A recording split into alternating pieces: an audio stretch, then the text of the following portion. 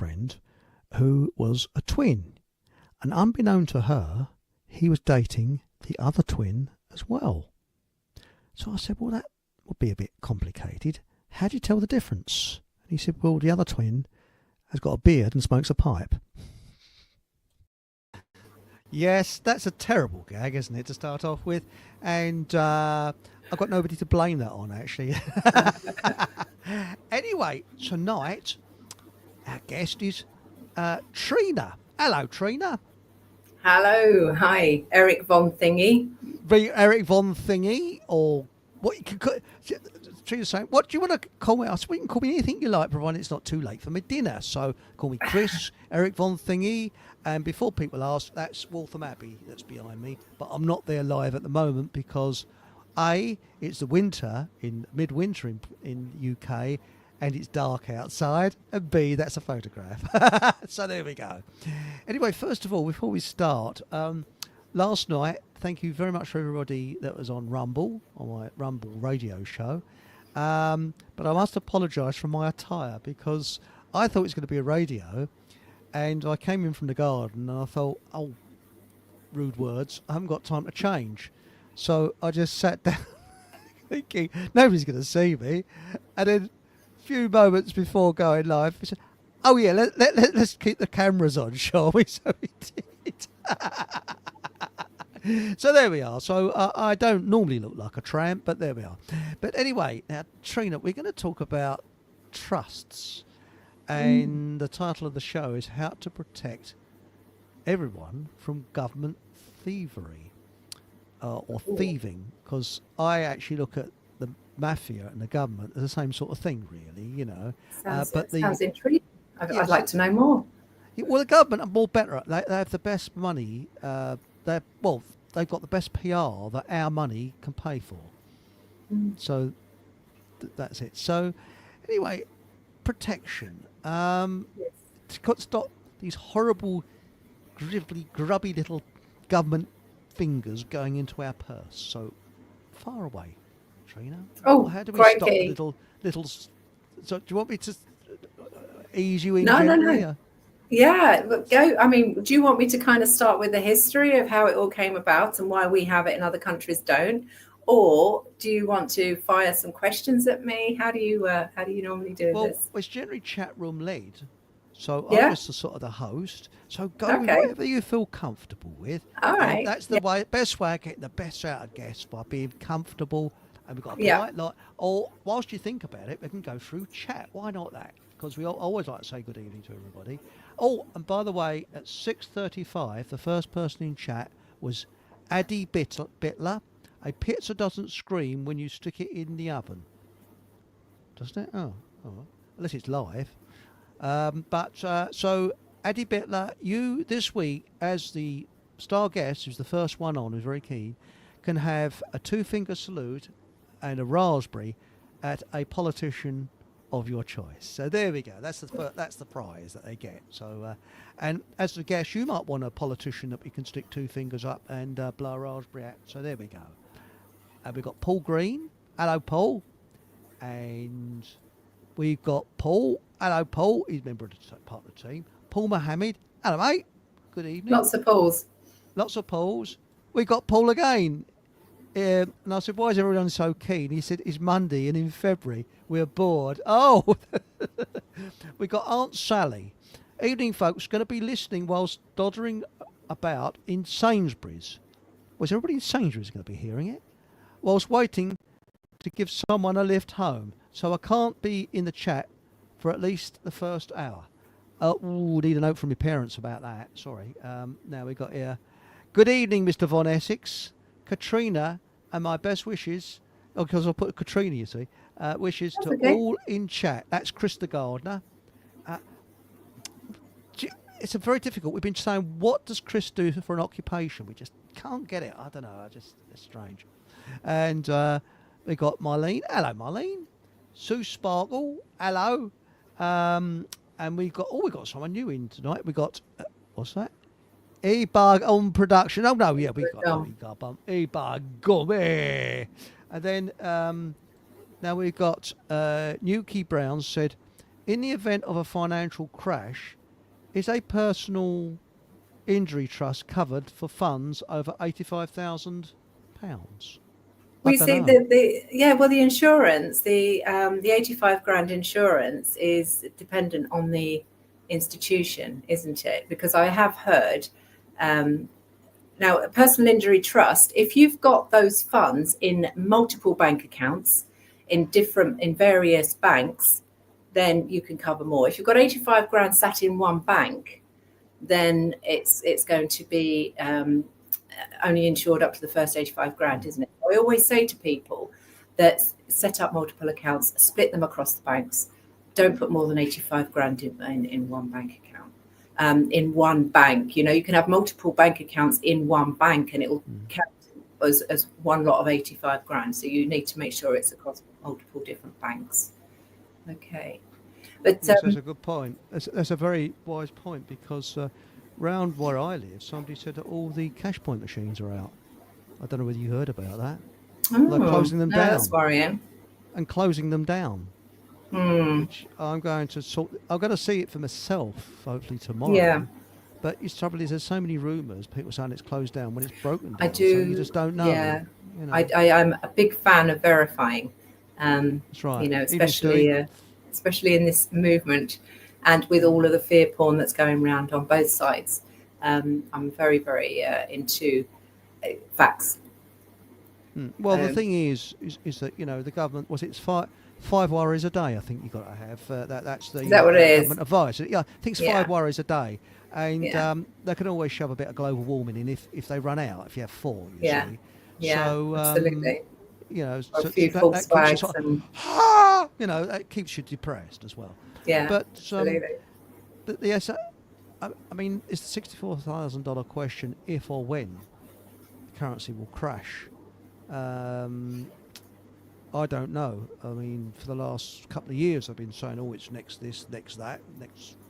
It's going to happen in October. I know it's been saying for a long time, hasn't it? But there's a big resistance, isn't there? And they've got to take that into account. So who knows? All we can do is plan for if and when it does. And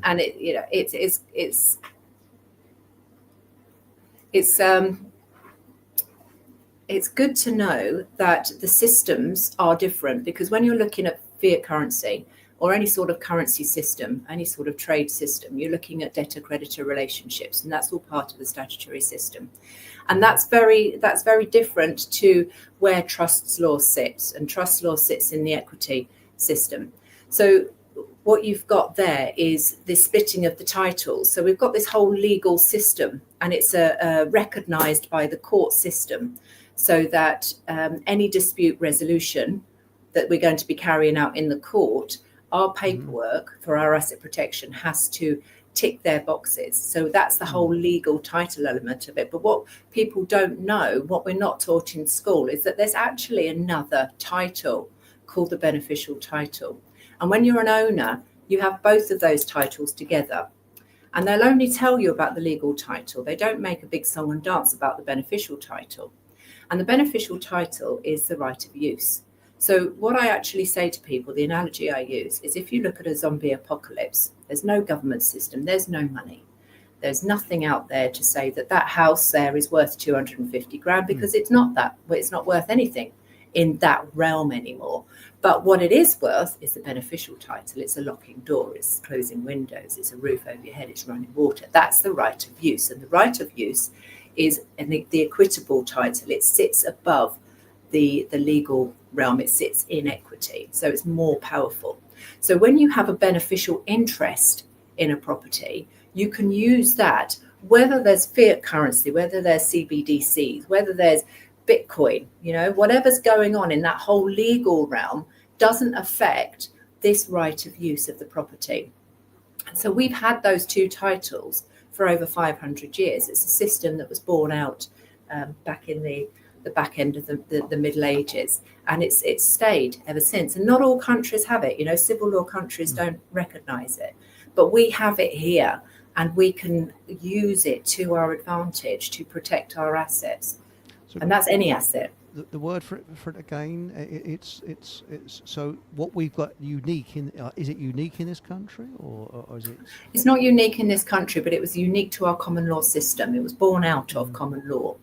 And so any sort of Commonwealth country, Canada, Australia, the US, any sort of country where we've kind of invaded and taken over and put our own systems in place, they continue to follow the sort of trusts law that we established over hundreds and hundreds of years. And then you've also got the Hague Convention on the Recognition of Trust, 1985. And there's a lot of countries who are signing up to that because as part of international law, a lot of sort of big assets are being held internationally as well. And so having a trusts act that's recognized internationally as per the Hague Convention. So what you'll find is you'll get countries who are adopting the terms of those conventions. Like we've got the Recognition of Trust Act 1987. So 2 years after the Hague Convention came out, we put our own recognition in.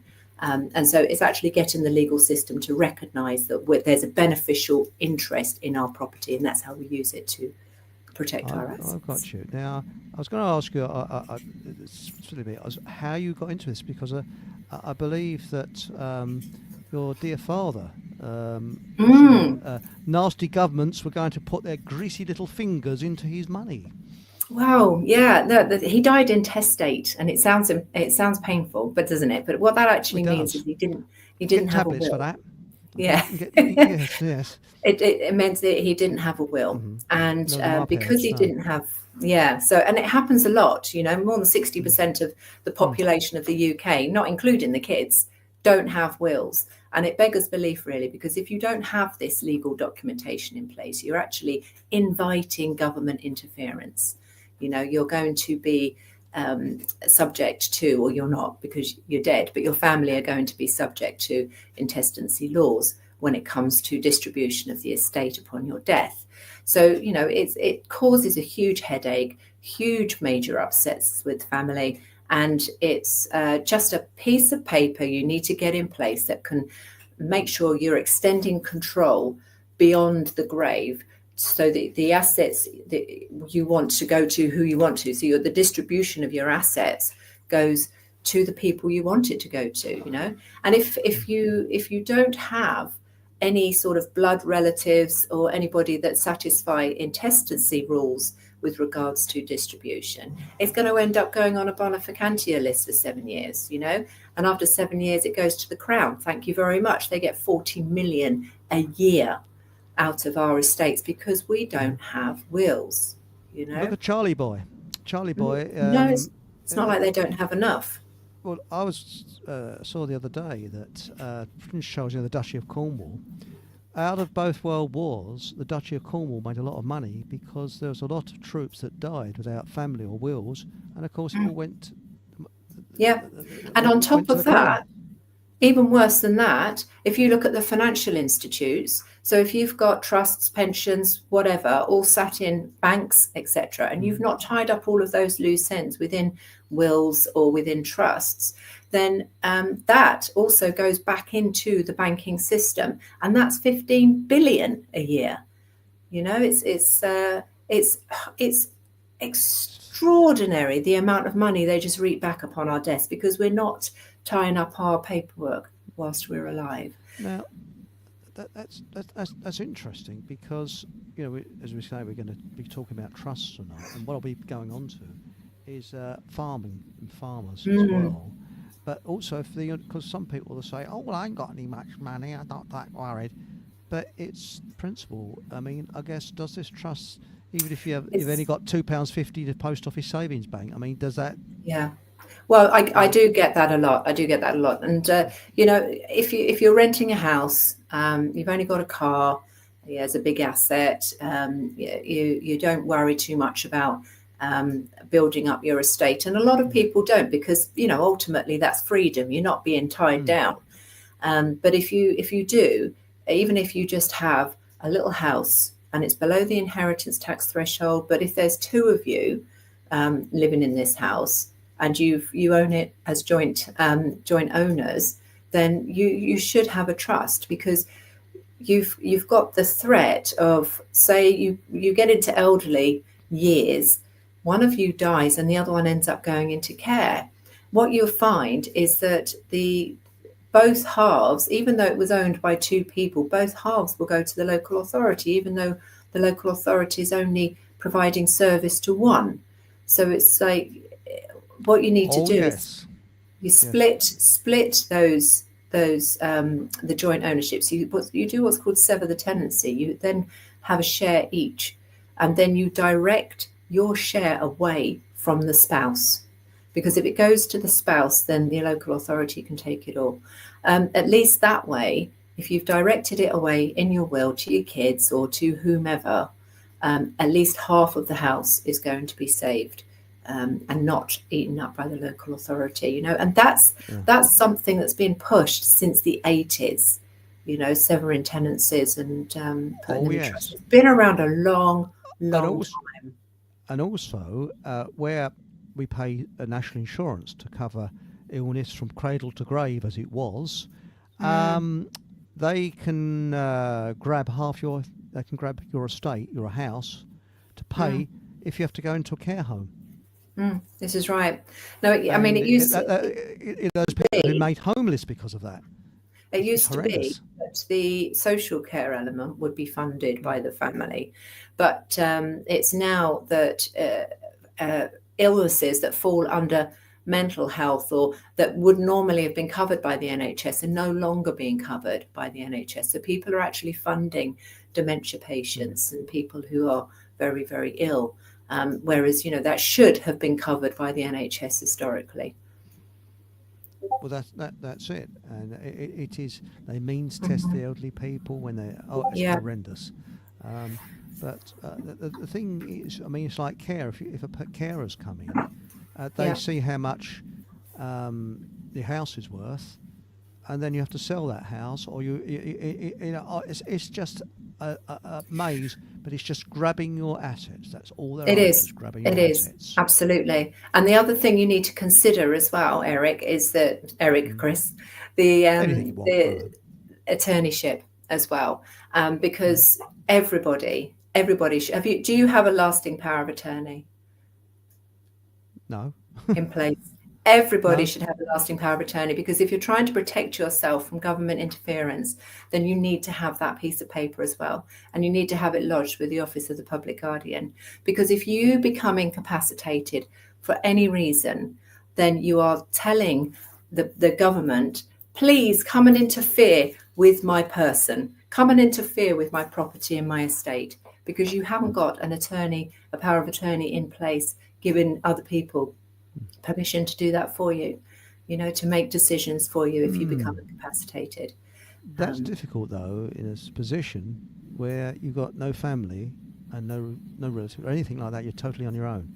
How do you have a power of attorney? Because there's no one to Well, this is it. But everybody has friends, and who do you trust most? You know, do you trust your friends most, or do you trust the government most, or do you trust the hospitals? See, this is another ill-held belief, in that in a hospital you believe that the next of kin have the right to make decisions, you know, with regards to DNRs and your health and well-being whilst you're incapacitated. So you believe that your next of kin have a legal right to make those decisions for you. Now, the hospital will ask the family as a courtesy, but they don't have any legal obligation to follow the wishes of the family at all.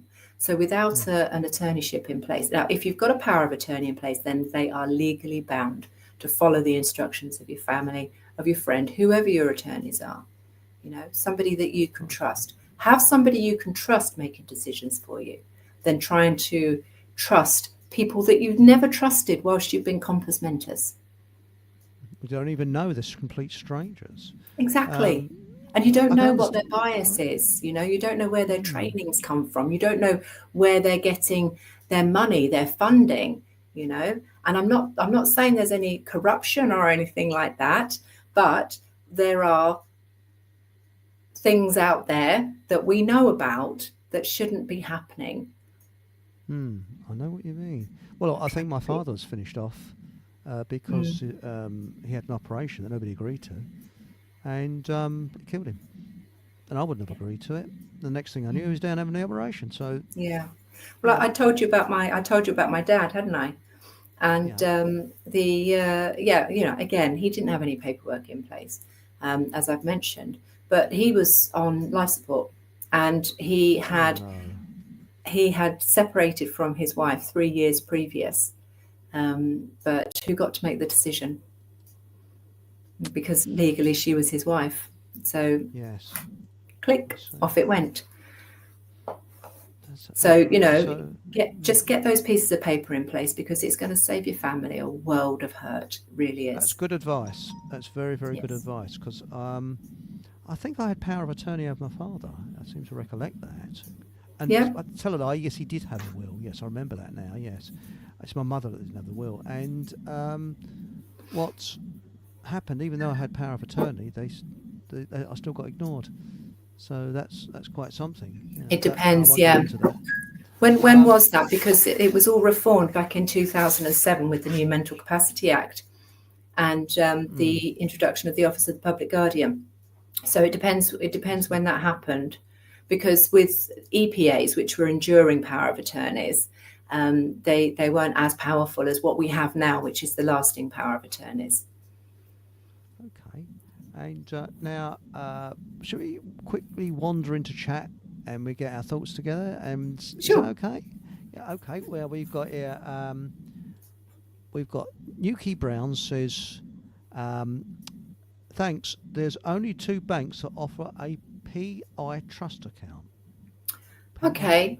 What's a PI Okay. trust I mean, account? I know that Bath Building Society do. I know that Metro do as well. And when I've been searching for trust bank accounts before, now I did get one with Cater Allen, but they only serve people who'd already got accounts with them. So, there are some banks out there that do, but there's no reason why you couldn't have it in a trust account that's not a specific trust account, if you know what I mean. So, your trustees could set up a joint account.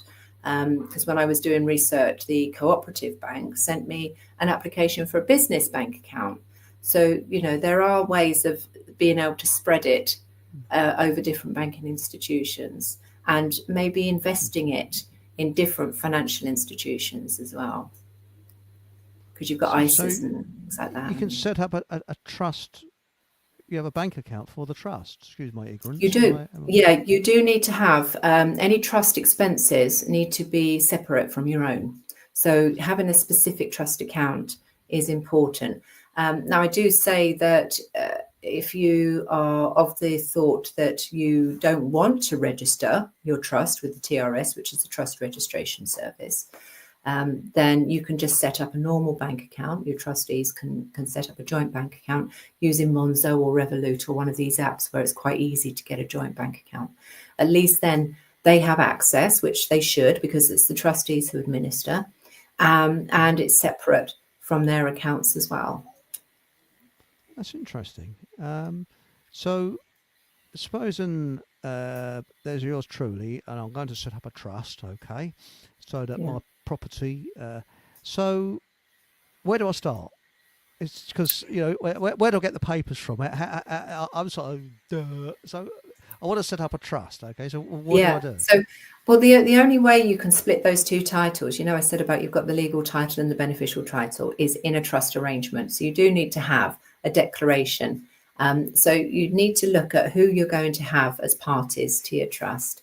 The settlers are the ones who are putting the property into the trust. They are creating the settlement. So they are the settlers.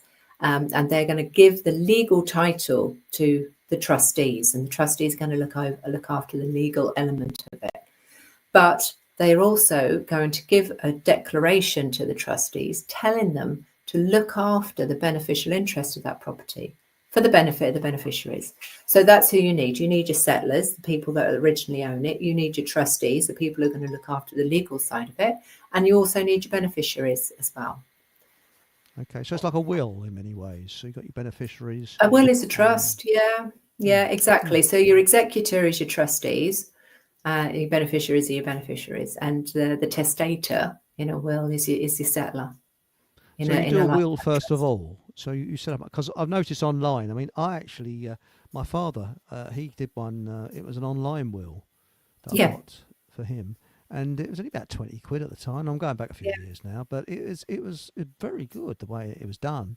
yeah. All the all the waffle and excuse my language. Can you All excuse my the language? All the bullshit, yeah. yeah, Legalese waffle that most of it you didn't understand, but it is good. yeah, hmm, I can't remember the name of the place now. I'll give them a plug if I did because they were very very good, yeah. and there's loads of them online. That's it. So you do your Absolutely. So will first of all. there really is no excuse.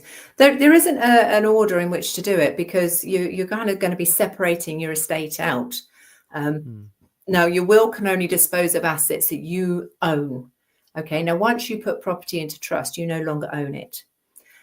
So the trust is sitting outside of your estate. The property that's in it sits outside of your estate. And that's what you want to happen because that's how the protection is. Because if you've got creditors coming after you, they're going to come after assets that are in your estate. So trust assets not being in your estate are protected. Yeah. So Ah, with the good. will, that's going to deal with what's called residue. That's anything else, anything that's not a specific gift that you've left to somebody, and it's not in trust because you can't dispose of that in your will anyway because it's not Hmm. yours. But your residue will be all of the stuff that you haven't put into trust. So your chattels, your knives and Hmm. forks, your bits and pieces Wooden that leg and you've not. glass eye and that sort of stuff. You know. Yeah, that sort of thing. Now, with your trust, they would be like your big ticket items. Yes, your house, your Hmm. cars, anything that you do want to protect from bailiffs or potential charges, and or from care home fees. Um, Hmm. so that would be house and other things, and Gotcha. with regards, so you kind of do them at the same time, really. And then you can do your LPAs later. So once you've got your estate and your assets all sorted and tied up in a nice little package, then you can get your LPAs in place. Now, LPAs, as I say, everyone should have them. If you do fall out What's with your friends, you can revoke them. Absolutely, that's well, very sorry, easy to do. LPA. Could you explain LPA? What's That's that stand for? the lasting power of attorney. So that's the one where I Lasting power of said, attorney. Okay. yeah, if Yes. you Okay. truly want to protect your rights, then you've got to have those in place as well. So there are two LPAs you can have. There's health and welfare, and that can only come into power when you lose capacity.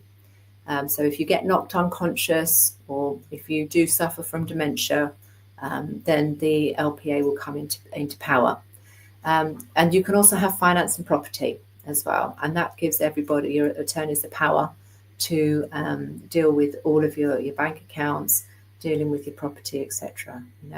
And you can have that so that they can deal with it whilst you're still competent as well. So unlike the health and welfare where you have to be incapacitated, the finance and property is will continue, can continue. So you can choose whether you want them to be able to help you out now or only when you lose capacity. And when we were going back, sorry, I'm gabbling now, but when we were going back and talking about going into care, it may be that you do not ever want to go into care. You would rather die than go into care. Put Yes, it that's in me. your LPA. Yeah, put it in your LPA. Kids, you are not putting me into care over my dead body. Do you know what I Hmm. mean? So have that legally recorded, yeah, because otherwise they could. That's right. They're not, sorry, not That's, that they are, but they could. that's interesting. Should we have a quick whiz back into chat again? You okay? Or do you want to carry on? Yes, Okay, sorry, that's all right. But get off well, my what we do, we say go. soapbox. No, No, you no, it's carry all right. on. We go I'll shut backwards and up. forwards in. We go backwards and forwards into chat, and that's sort of. Now we got here, Paul. I'm going through this personally. My dad died on Boxing Day. I'm sorry to hear that. Boxing Day morning. Oh dear. And my mum is in a care home. The power of attorney dies once the individual dies. Do I sell the house into my Mm. bank account? Yeah, so yeah, you no longer have the power of attorney over your dad. You're absolutely right. That does cease upon death. Now, with regards to the property, is the property just in your dad's name, or is it jointly held by your mum as well? If it's jointly held by your mum as well, then unfortunately, under right of survivorship, she has inherited the entire property, and the local authority will have rights to it. So this is why we need to kind of catch this stuff before it happens. But I am sorry for your loss, Paul. Oh, yes. And he's one of the team. He's one of our team. So, DJB2 said, I do not trust the NHS. No, nor do I. And I was having this conversation with you earlier, Chris, wasn't I? Because yeah. I would say my partner actually works for the NHS, and most of the people on the front line are doing everything they can. And what we can do is help them. So, we get these LPAs. We are helping them fight back against the people above who are trying to pull the strings. Now we got here, Sean Hamer says, we can no more own the dirt the dog digs up than the dog can own the hole it digs. Things absolutely, Sean.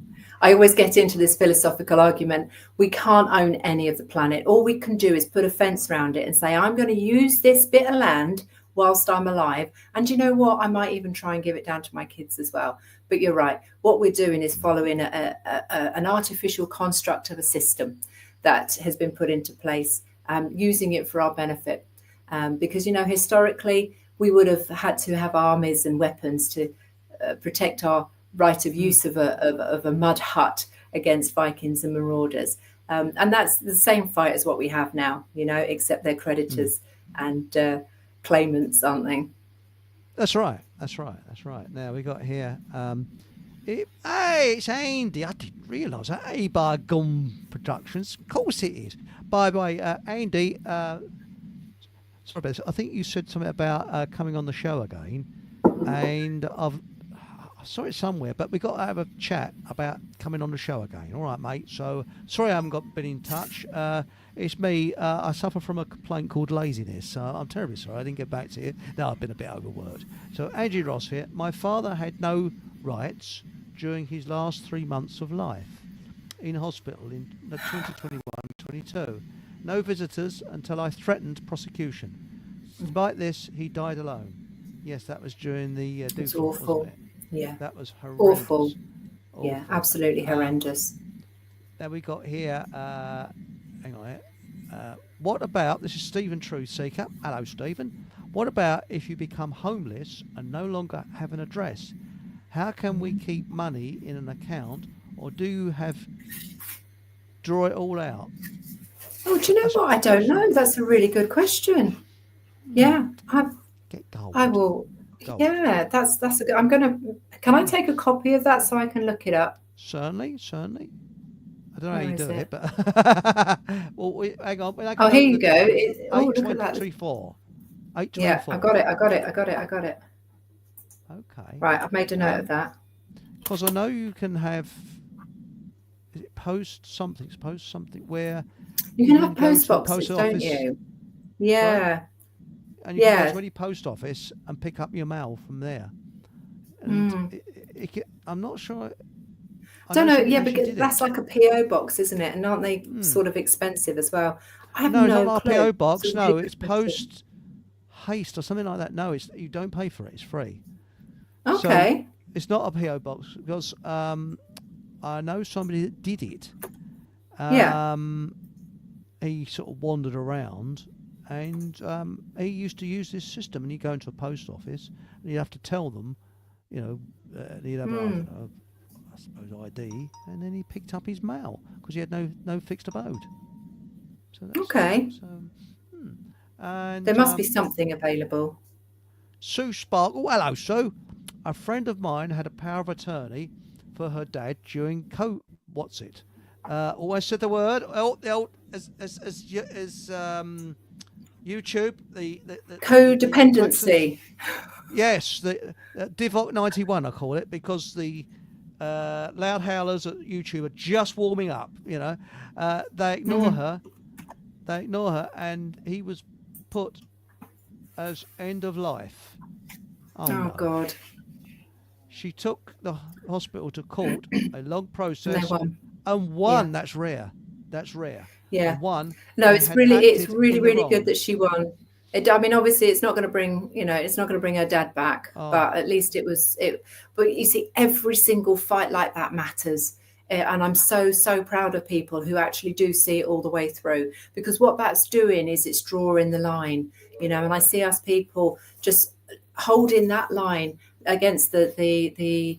Can we say psychopaths that are bastardizing our systems? yes, it's That's not going to as I've get you said. banned, is it? Oh, well, that's not going to be banned because, as before the No. show, we was saying that I do believe, and I think we've got to recognise this because I mean, if they take a scan of the frontal lobe of their brain, psychopaths do not have this area where we have empathy. Well, And there's a blood test for it as well, but we're not allowed to really, I didn't know discriminate, that. are we?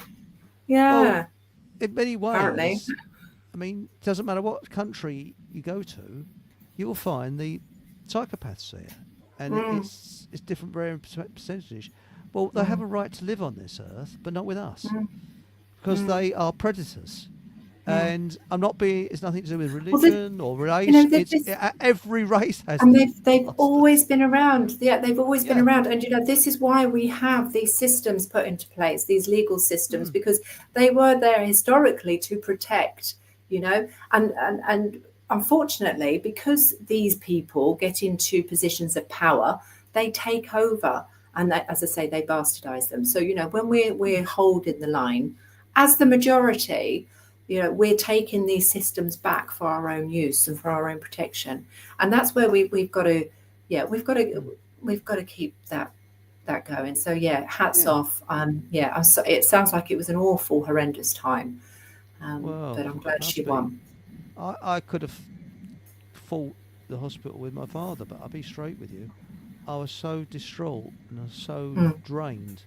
I just didn't have the energy to do it at that time. And they know that. They know it. So that's. And it's so hard getting a case through court is so hard. Yeah, it is. And Sue Sparkle goes on to say the story is obviously more in depth, but can't type the whole story here. Understand? I think most of us have been there, seen it, got the T-shirt in many ways. And we got here. Trust Mrs. Paul Mohammed only work if you get on. Otherwise, it all gets diluted. Yeah, you got to get on with somebody and know somebody. It is a really good point, because I've heard stories about wills where all of the beneficiaries have got together and decided, no, we're just going to rip this will up and do what the hell we want to do with the estate. So that happens. This is why a lot of people appoint solicitors as executors, because that stops that from happening. But when you say trusts only work if you all get on, absolutely true. But you've also got legal protections as well. So if the beneficiaries don't get on with the trustees, there's the Trustee Act, there is fiduciary duty. The beneficiaries are the ones who are able to bring a claim. And again, that's why I say, we have to use these legal systems to our benefit. Because all of this has been seen and done before, and it's all been allowed for and planned for. Well, apparently, as a prime minister, which I won't mention, and allegedly, he doesn't own the shirt on his back. Everything's in a trust. Allegedly, I've been led to. Yeah, owning stuff is dangerous. Owning stuff is dangerous. The NHS is scary. I'd agree with that. Yes. And it's scary to work for as well. Not fit for purpose. Yes, I agree. Yes, and we've got here. And it's changing now. Yeah. What a strange time in history we live in. I agree with you. And now there's a good one from Gone Productions. He's not from up north, is he? By some chance? I don't know. How did I guess that? Yes. So it says here. Can you put your pension fund into a trust? Yeah, so what you can actually do that's a good one. Yeah. So what you can actually do, and what I've done with mine, is with your pension provider, because they're going to be holding it for you for your benefit, and you don't want to draw it out, otherwise you get taxed to the hilt. But you need to fill out, and this is another thing that everybody needs to do, Mm-hmm. is fill out what's called a letter of wishes with your pension provider. And you can have it so that upon your death, that is distributed into the trust or to your family. It doesn't have to go to a trust. It can go to your family. Because, pensions, money received from pensions upon death aren't taxable, are they? Yeah. I'm squinting at that because somebody said to me that it had been hit at the last budget, but I'm not sure if it had.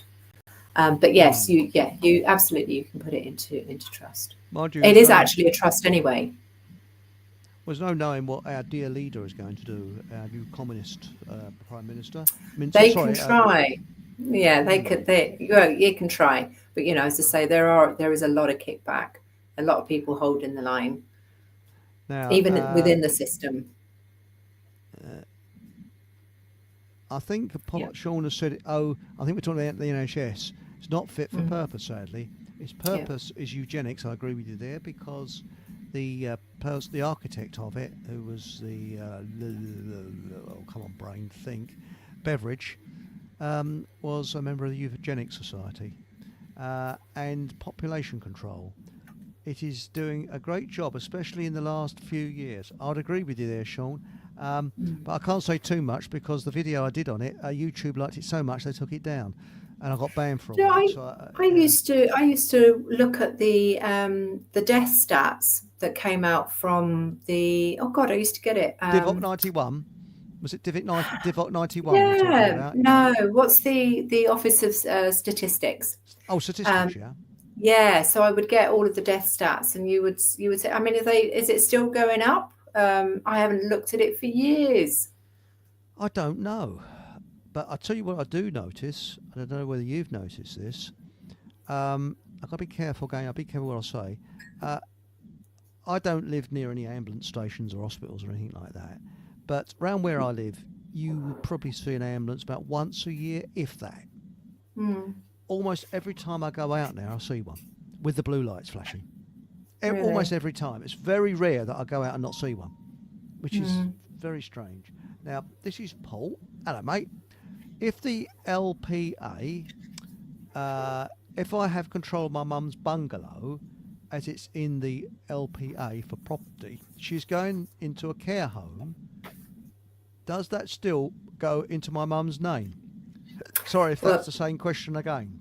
Yeah, no, it's not. It's not. So what you've actually got there is the legal title. If the legal title is held in your mum's name, then that bungalow forms part of her estate. So the the local authority would assess it for care home fees, unfortunately. Now, the only way to avoid it is to get property out of the estate. So what you've actually got is people that pass the legal titles down to their heirs before they die, because if you last 7 years, you've got the 7-year principle. If you last 7 years, then that's a gift, free and clear. No inheritance tax, nothing, no assessment for local authority care home fees. But what you do need to consider is a loophole that they've closed with what's called a GROB, which is gift with reservation of benefit. So, if your mum was to hand the bungalow over to you legally, and there's no stamp duty to pay if you do a transfer without consideration, just saying, then and she lasts 7 years, if she's not been paying full market rent to you for her living in that bungalow, then they will still consider it part of her estate. So you have to kind of find ways to sort that issue, to close that hoop as well, jump that hoop. That's very explained. Thank you. Sue Sparkle says, my friend was so determined, and the compo she received, she gave it to charity as she didn't want it. She just wanted justice for her father. Yeah. That's interesting. Yeah, but it wouldn't have just been the compensation, as I say. It's so important just to hold the line there, because it's going to stop them doing it again. Well, And hopefully. I think we're back to our pets. My pet subject is psychopaths. Yes, Mm. psychopathic narcissism. Yes, you're spot on there. Yeah, Sociopathic, that's even worse, isn't it? sociopathic. Well, that's it. I mean, there was a famous, is it Adrian War? I'm guessing it might not be him. He was a chap who went into the House of Commons as a reporter for the first time, and he came out, and this was in the 50s, and he said he was convinced that everyone there had a mental illness. That's bad. Now it says here, can you trust? This is Paul Mohammed. Can you trust a financial advisor? Wow, there. It really is so There are financial advisors out there, and there's one in particular who I do trust, and he's on the same page as we are, and he will always do everything, to help us, rather than himself or the financial institution. Right. But yes, that's a good question. That is a good question, and similar on that. Got a religious joke, but it's not one that's going to upset people. So if you're religious, put your fingers in your ears and go. There's a fence between heaven and hell, you see, and the fence is falling over. And God's walked along one day, and he goes, "Oi!" to the devil. He says, "Yes." He said, "When are you going to repair this fence?" And he said, "Well, no, I don't feel like it." He said, "But hang on, the structure's on your side. You should repair it." He said, "No, I'm not going to do it." He said, "Look, God said, well, I'll put a solicitor onto you." He said, "Where are you going to find a solicitor?" Think about it. Oh, Where are you going to find a yes, solicitor? very good, very yes, good. yes. Well, it's a schoolboy one. It's a bit of crap. Now, yellow card scheme. Yeah. Yes. And good evening, everyone. Sorry I'm like, oh, dear, oh, law. What do you think? Lines and detention, I would say. Give me 100 lines by the end of the show. And I want a note from your parents as well. These people turning up late is no excuse for it, Oh, hang on. No, Louise is from Norfolk. They got a different time up there. That's the reason why. It's Norfolk time, isn't it? Now, we got here, Hereditous Skepfolk says, my dad was minted. Blimey, can I become his friend? And when he died, sorry to hear that. When he died, all he left me was alone. Oh no. The stepmother gave it to her kids. Yeah. Similar happened to my father. Yeah, that's called sideways inheritance. So that's where an estate comes out of the bloodline and gets shifted over to, because of marriage. That's a really good segue into another issue. Now, obviously, I'm sorry that happened to you. It's awful. But yeah, and the same thing happened to me, but my dad didn't particularly have a lot. But with regards to, protecting assets for kids from multiple or blended families, yes, having the wills in place, but trusts are much, much stronger in that regard. And you can make sure that's dealt with, so that your kids do benefit, even if you die before your wife and her kids get everything. What happened to my father is that his mother made a will because he was the youngest out of a large family, and the children would get the property because they did own property. They were, I wouldn't say they're that well off, but anyway, cutting a long story sideways, his mother remarried. Right. And she was only married for about a year. She died. And everything went over to her husband's, her new husband's. My father got nothing. Absolutely nothing. It's part of the Wills Act 1837. So it's a very, very old act that affects this. If you remarry, your will is revoked. And then it falls to intestacy, and then of course it goes to the spouse. Now, what you actually find here as well, and people with elderly mums, elderly dads, there is such a thing called predatory marriage.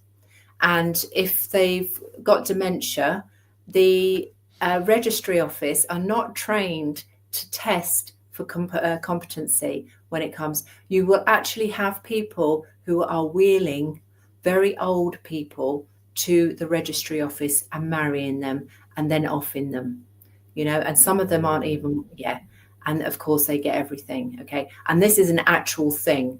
And there's a huge campaign to try and stop it. So what they're actually doing is trying to revoke this particular clause within the Wills Act to stop that happening. I've actually got a blog post on that on my website, if I can give it a plug. Right, we can give you a plug. Just one moment. What I'll do, I'll just take this banner down and I'll get the banners and then we'll have it going along the bottom of the screen. Fab. Look at that. It's so posh. Right, create a banner. Technology. So far away. So what's your website? It's www. Or HTTPS. Hang on. Yeah. HTTPS ://. Yes. Have you seen the Incontinent website? It's // / / / and / / Sorry, it's terrible. Sounds messy. Yes. But it's privatetrusts.direct. Trusts.direct. Yeah. And I'll just add banner. Oh, hang on.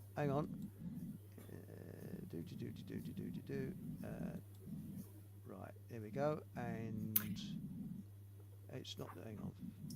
Come on, what's going on? Right. Now I'm just going to add it. Is that correct? That's absolutely spot on. Look at that. Brilliant.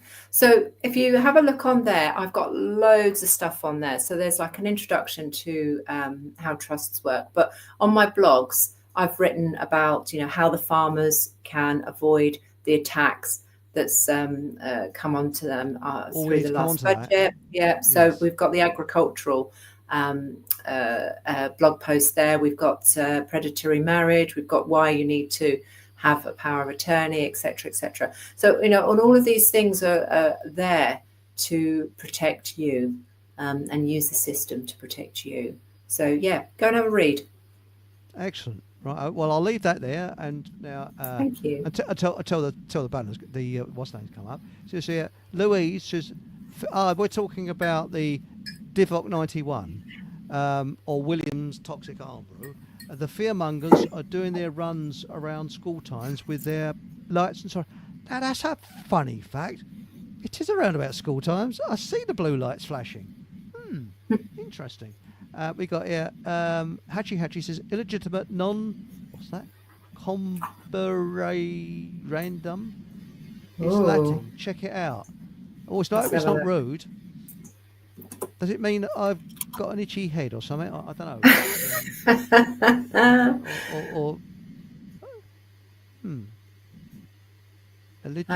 It's not a standard Latin term, but don't let the bastards grind you down. That's what it is. Resilience in the face of adversity. Excellent. Yes. That's what we like. Yes, that's it. Yeah. And it says, by the way, the ONS. The ONS. Thank you. Have charged the excess mortality (EM) algorithms to make it not look as bad as it is. However, I have the old spreadsheets from years back, and EM is still running very high. Still, yes.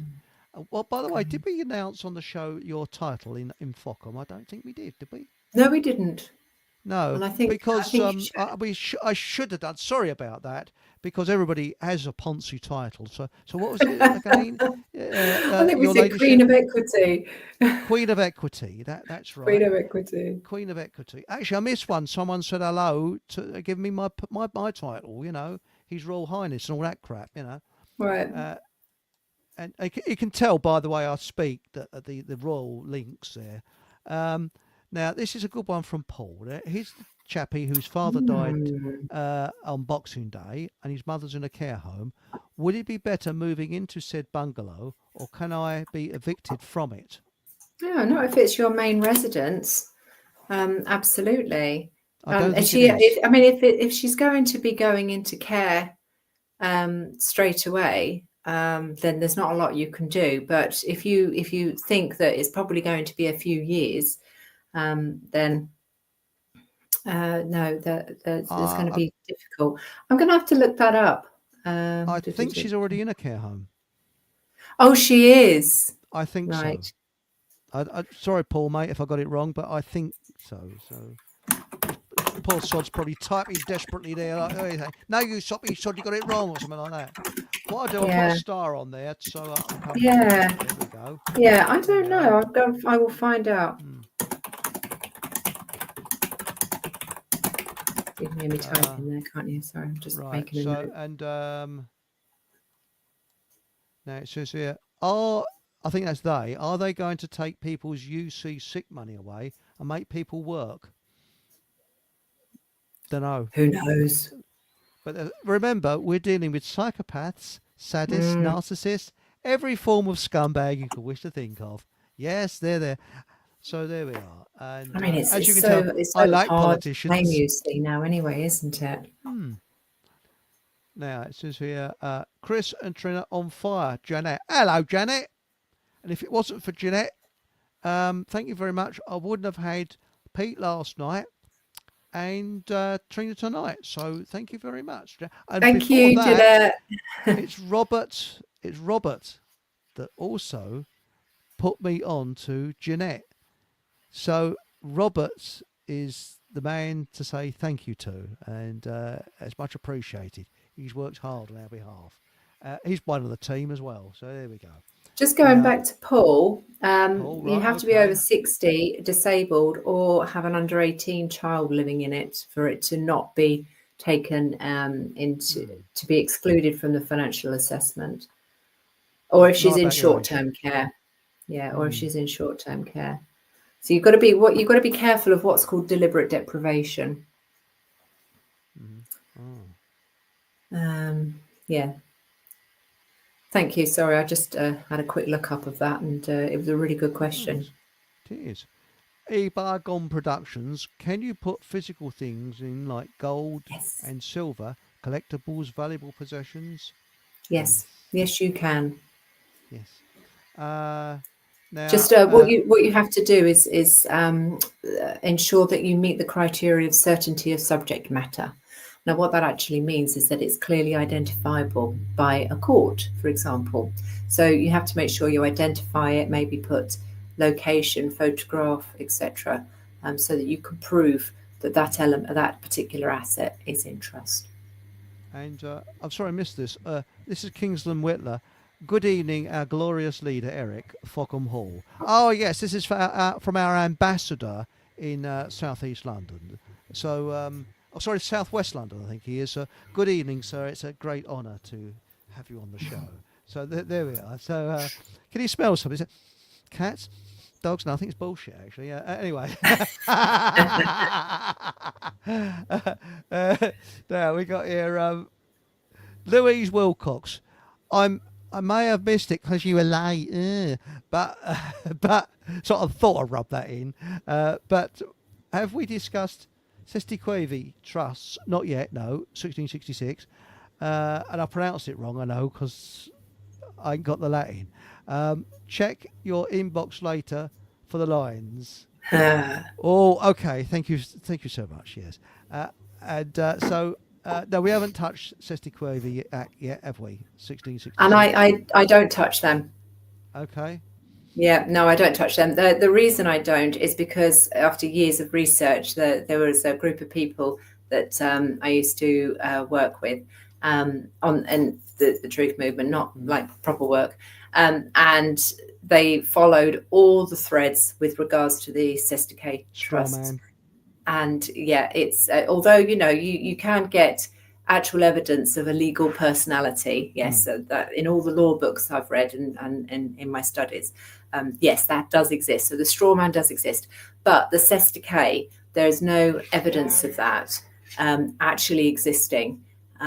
So yeah, and obviously you're not going to find it because they're going to hide it, even if it did exist. But accessing it when it comes to any property that's in a trust, you're not going to be able to access anything if you don't have a beneficial interest in it, so it's like, and you don't own it because you haven't settled the property into it. It's been faked. It's all part of their system anyway.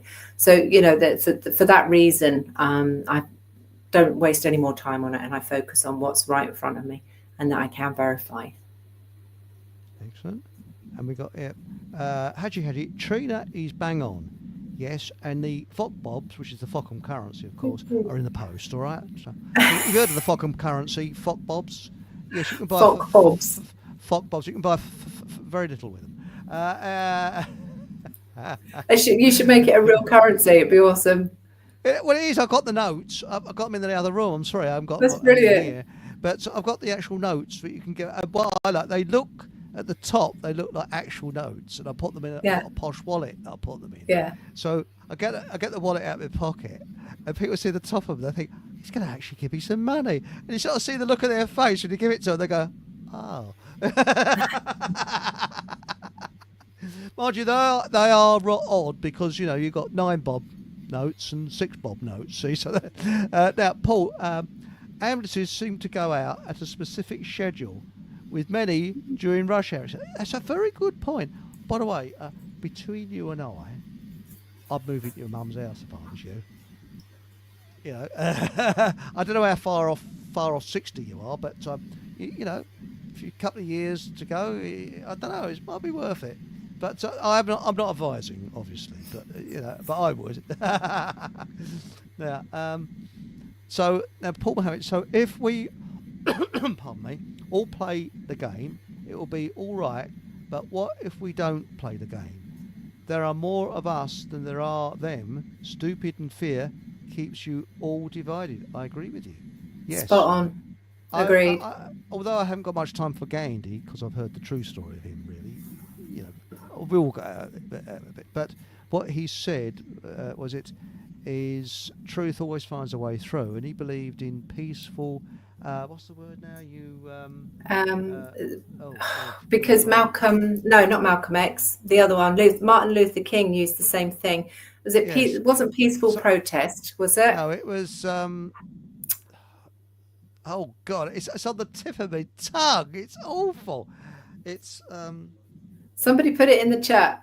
When you're deliberately, you say no, I'm not going to do that. Yeah. Like you're going to pay this. No, I'm not. It's like during the what people said. Yeah. You got a mark? No, I don't wear one. Oh, I'm exempt. Well, who exempt you? Yeah. Yeah, even he agrees. Yeah, there we are. That's Sorry. it. No, that's a very. I could have sworn you moved. Lips didn't move there. You do. That's marvelous. How did you impersonate a dog barking? That's clever, that is. I know. Sorry. My other half's just come home. Oh, hello. My dog's saying hi. Hello. To the dog. Stephen Truseeker says there is something strange going on with the, I won't say the word, the blue light flashing vehicles driving around with sirens on at 30 miles per hour. Yes. I'm going to make note of this. And I'm going to make a note of the time that I'd see them. This is something very, very weird. Very weird. Yeah. Right. Oh, hang on. I've lost myself now. Where are we? Narcopathy is the baseline frequency of the cult, and it is spreading like wildfire since the juice was deployed. Yes. Well, it's also, if the brain is very powerful, and if you wake up and say, I'm going to have a bad day, you will. But if you wake up and say, I'm going to have a good day, you probably will. So it's like, have you heard that? It's a very, very old record. It's on YouTube. Stanley Holloway, my word, you do look queer. In the old sense, meaning ill. Yeah. Where a chap walks around and people bring forth into reality, don't you? Yeah. And he really is feeling ill in the end. And eventually you meet someone and says, you really do look good. And it's like a suggestion. Yeah. Now, as Paul, he's come back to explain everything. My mum is currently waiting to move into a care home. Oh, be careful, they'll be after a bungalow. From some other care home Oh, from some other care home where social services have given her 6 weeks free. But once she moves into permanent care home, she will be paying for her care. Yes. And she's paid national insurance all her life. Was it cradle to grave? Yes. Mm. Yes. Because when my dad was means tested, because he went through the full 6 years of hell during World War II, invasion of the siege of Malta, invasion of Sicily, Italy, and D-Day, and he was a conscript, and a reluctant one at that. Yeah. He said, whilst the person was means testing him, what did my pals fight for? If they would have known it's going to turn out like this, we'd have all given up. Yeah. And she said, we Yeah. all have to pay our way. And he held my arm, and we just looked at her, and she knew she'd said something wrong. Mm. Yeah, but no conscience, nothing like that. Right. No. Yeah, a lot of people paid in a much. Oh, yeah, that's awful. No consideration of what was lost. Well, my dad came out disabled from the war. And do you know what? Fantastic way the country treated him. Worse than you would treat a prisoner. Yeah. And do you know how much pension he got? Oh, yes, nothing. To have to fight for it. Trotsky, this is Hachi, is alive. Don't start me off on that though. Right, Trotsky is alive and well. His reincarnated name is Starmer. I'd agree with you there. Couldn't make it up. Yes. What's this? Dracula. Sounds French. Nosferatu. Schönheimer, Dracula. Right. Right. Thank you, Trina. This is Hachi on the Latin.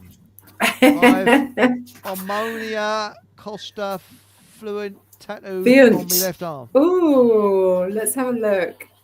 What the hell's that? Yeah. Have you really? What did the cat do it? I don't know. Right. Am I going to be able to read this out loud? I don't know. Depends if it sets the klaxons off in YouTube. It's not. Don't let the bastards grind you down, is it? Oh no, you already said that. Here we go. Everything happens for a reason. Holy shit, that's awesome. That is, yes. Omnia causa fiunt. Now I have some Stoic sort of things. I've got memento mori on my bracelet here. Oh. And I've got amor fati here. And on my ring, I have summum bonum. So, yes. Summum bonum. Yes. I don't know what that means. Good things. But do what's right, not what is best. Well, the late great Dave Starbuck said, "Everything happens for a reason.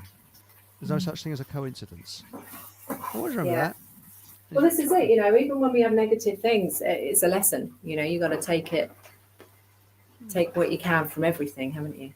Well, that's right. Most things are character building, and when you lose your parents, it's a horrendous situation. But it is character building, because I can guarantee you were a different person before you lost your dad.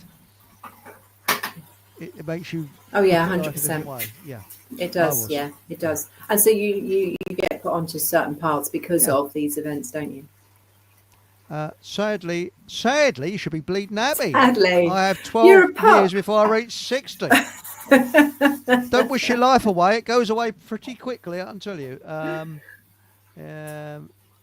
And actually says, Paul, it's good time to be alive. Yes. Yes. It says here, Sean Hamer says, people say the truth always comes out, but it hasn't for thousands of years, so how long do we have to wait? It's a bit like mineral water, isn't it? It's taken thousands of years to trickle through these beautiful rocks in France and used by the end of February, you know, yes. That's a really good point. Yes. Yeah. Right. This is eBuyer Gone Productions. I have a big partnership business with my wife. It's not a limited company, but the assets, money and stuff. These are great questions. Included in the trust. Yeah. So I've got two things I'd like to say about that, if that's okay. Yeah, fire away. Not on my soapbox or anything like that, but as a limited company, if you don't make provisions in your will for your executors to either continue the business, all they can do is sell it, wind it up, pay the debts, etc. So, you need to include your business. If you want your kids to be able to carry the business on, then you have to give your executors the powers to continue the business. So, keep the business in your will as well. And with regards to the assets and stuff, if the assets are owned by the limited company, now you can put the shares into a trust, but if the assets are owned by the limited company, then, that's the ownership of it. You can have the limited company as the trustee, because the legal title has to be in the name of the trustee in order for the trust to be properly constituted. So you'd have to make the limited company the trustee, and then that way you can state that the limited company is holding those assets on behalf of the trust. And a good thing you can do about that, then, you can have the trust bill the limited company for a license, to use those assets under license, and that way you can get money out of the business into the trust. Interesting. As well. Now, Paul says affirmations are very important. Are they not, Marlene? That's right. Yes. Now, I know somebody else who does affirmations every day. Paul Mohammed says the reason they have sirens on at 30 miles per hour is that the stupid maxed up are driving at 20 in a 30 slow is the new way to go. Oh, crikey. Come and live in Wales. Oh, blimey, yeah, because I think 20 miles an hour is very dangerous, because I'm, as well as a petrol head, I love motoring, I'm also a cyclist as well. And as I've said many times before, I cycle like I'm in my car. Don't tell anybody else, because they might think I'm going a bit battery. But when you've had a sort of a late night and the next day you're not quite with it, your brain's not, I was cycling along my cycle lane. There's a bit where you cross the road, you see, and I thought I was in the car. So I was cycling along, went down to grab my handbrake. I thought, the handbrake's gone, just went boom. It's just like out of a car. No one there, luckily. I just went, hang on a minute, I'm on my bike, I'm not in my car. What would I be doing driving up a cycle next to a road? Right. Now, you saying that, I did see a video the other day of, there was traffic lights. When you get temporary traffic lights on a road, and there was a pavement next to this temporary traffic light, and this woman was walking along the pavement, and the right light went red, and she stopped.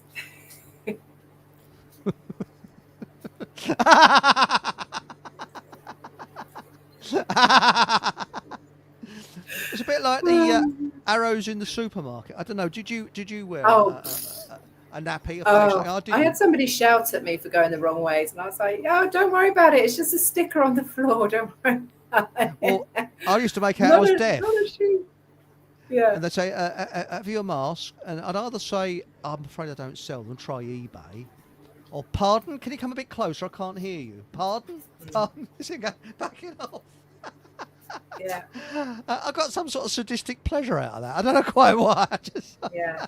Best one was at Lidl's where the bloke said, "Could you stand back, please?" So I leaned right over and said, "Sorry, I can't hear you. Can you come a bit closer?" Now, Paul, can you not move into your mum's bungalow with her and take care of her? Not being nosy, but when I was up the tree looking through my binoculars at her bungalow, no, I'm only joking, being nosy, but surely, if you can keep her out of the care home, it is better for her. Yes, well, I don't know, and now I didn't realise it, Trina, but you've got a dig instead of a dog. Oh, I think your dig is overexcited. She's a puppy. It's a puppy dig, eh? That's a strange breed of dig, isn't it? Yeah. I've never heard of a dig, but still we go. Yeah, oh, I got it. He's put it right here, dog. Yeah. Now, it says here, she's a lovely girl. What breed is she? Heinz 57 varieties. I don't know. No, she's an American Akita, so she's very protective of her mum. So when that's Daddy nice. comes in the house and hasn't come through the curtain yet, she's going to bark. Ah, That's what now she's meant to do. So good Paul thing. Mohammed said, "Chase the rainbow, but don't be led." Yes, yes. Yeah. I had another really good saying, because I used to carry out interviews many years ago, and I interviewed Max Egan. I don't know if I anybody's know heard Max of him. Egan, yes, not But personally. he used to say, "Consider everything, believe nothing," and yeah, I follow that very much so. Richard D. Hall, was it believe? Oh, I can't remember that one. What is it? Believe half of what you see, and then something like that. Okay, he's the old one. Sorry, But it's Richard, if about you're watching. creating bias, isn't it? You know, if you do create a bias, then Yeah. you're going to affect the perception of everything from that. So yeah, I really like that. Now, Hadji says, "It's good people are awakening at last, Trina. Thank He's you. good, proper lady. That's good. He likes you, doesn't he? He really does. What a lovely. Thank you, Haji. What's this? And then he says, "Was it what a lovely bird?" And we got herself live, bang on, superb. Ah, nice one. Thank Nice you. bird. Oh, you're talking about the chickens having to be registered now and all that. Ah, that's what. No, I'm joking. Oh gosh. Now, enjoy the Latin lesson. This is Louise. Listen, maybe we Yeah. could have a show on it. After all, Latin is the key to their bullshit. Well, have you heard Peter Cook saying, was it, "I wanted to be a judge, but I didn't have the Latin." It's on YouTube. It's hysterical. And he said, I wanted to be a judge, but I didn't have the Latin, so I became a coal miner instead. But I try and bring some intellectual conversation down the mind by saying, "Oh, look, there's a piece of coal." It's Peter Cook. Six Blade. Hello, mate. This is another one of the team. That's Survival Steve, but keep it to yourself. "I spent over a year following and recording NHS ambulances. You poor sod. Tried doing train spotting, doing bogus blue light emergencies in North East." I'm only joking. "I could ST my watch by them." Yes, that's interesting. I can start my watch by them. Yeah, set. Sorry, yes, you can set my watch. Yeah. Thanks for that, Trina. Yes, that's a very good point. Very good point. Because I saw one. I was walking down to the local out-of-town supermarket, which is a tiny step from where I live, and I saw one going around the one-way, going around the runway system, stopping in the car park, and then going around again and stopping in the car park. That's all it was doing with the blue lights on, and stopping it. Because I was walking, I could see that. Wasn't Maybe going it was to a pick up learner. anybody. Yes, perhaps he was. Next to a police car, believe it or not. Now, Paul, you're not being nosy. That's good. It's a good thought. I've considered that, although not sure if I could, as my mum would drive me mad. Also, trying to keep a full-time job. Yes, that is a point.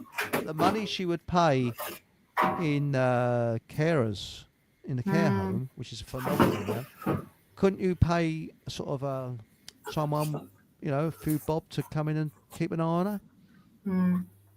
Just a thought. Yeah, they do a lot more at home sort of care now, because you're looking at your inheritance now, and care home fees are like a grand and a half a week now. It's worth having a look and see if there's something that you can do. Well, you pay someone, I don't know, 500. So even if you paid half that amount and gave them a bonus, if you made a cup of tea and he walked in, that would be even better. You come home from work and you got and so we got now we got here. Oh, hang on, we've now got a member of the team coming on. By the way, you've got a very clever dog. Stephen Truth Seeker says your dog is making the tea and washing the dishes. No, that's clever, my other half. She. Yeah, that's my other half. No, it's definitely the dog. She's really good at it. Right, we're welcoming him on now, Paul. So we got part of the team. Here he comes. Evening, Paul. Good evening, ladies and gentlemen. Hi, I'm sorry I'm late to the gig. I just life more overtook lines. me for the first hour, and I've just caught the last 10 or 15 minutes, and can't believe that they only get £40 million a year. I thought it would be way more than that. Well, I really did. Out of Bonifacantia. Yes, Well, that's probably all they get up to. Yes, I just thought I could imagine it being huge numbers, really. Yeah, but. You can have a look at the Bonifacantia list and you can make a claim. It's definitely worth going through. You can download it. Are you suggesting we form a claims club? Yeah, well, you can find out if there's anybody on there that you may have known, or if you are a distant relation to. Yeah, I've always thought it's kind of a little weakness for us. I mean, this is just a guess out of nowhere. That stuff goes missing that should really be going back to families and stuff. And even though it doesn't affect me, I find it's like a bitter pill to even think that it's going on. I'm sort of so backward with regards to government paperwork because I don't want to even have it brush anywhere near me. I'm sort of physiologically repelled by anything that comes from so-called human authority systems. I remember when I got my first income tax letter, I just threw it in the bin and my mum went potty with me. And she said, "What are you doing?" I said, "Well, I don't know what that is." She said, "You've got to pay this." I said, "Why?" And then all that puzzlement begins with some agency turning up in your life and saying, "You've got to give us money." And I've never really lost that childish sort of rant about the whole thing, but I can see it's a problem. I must get a will drawn up. Yeah.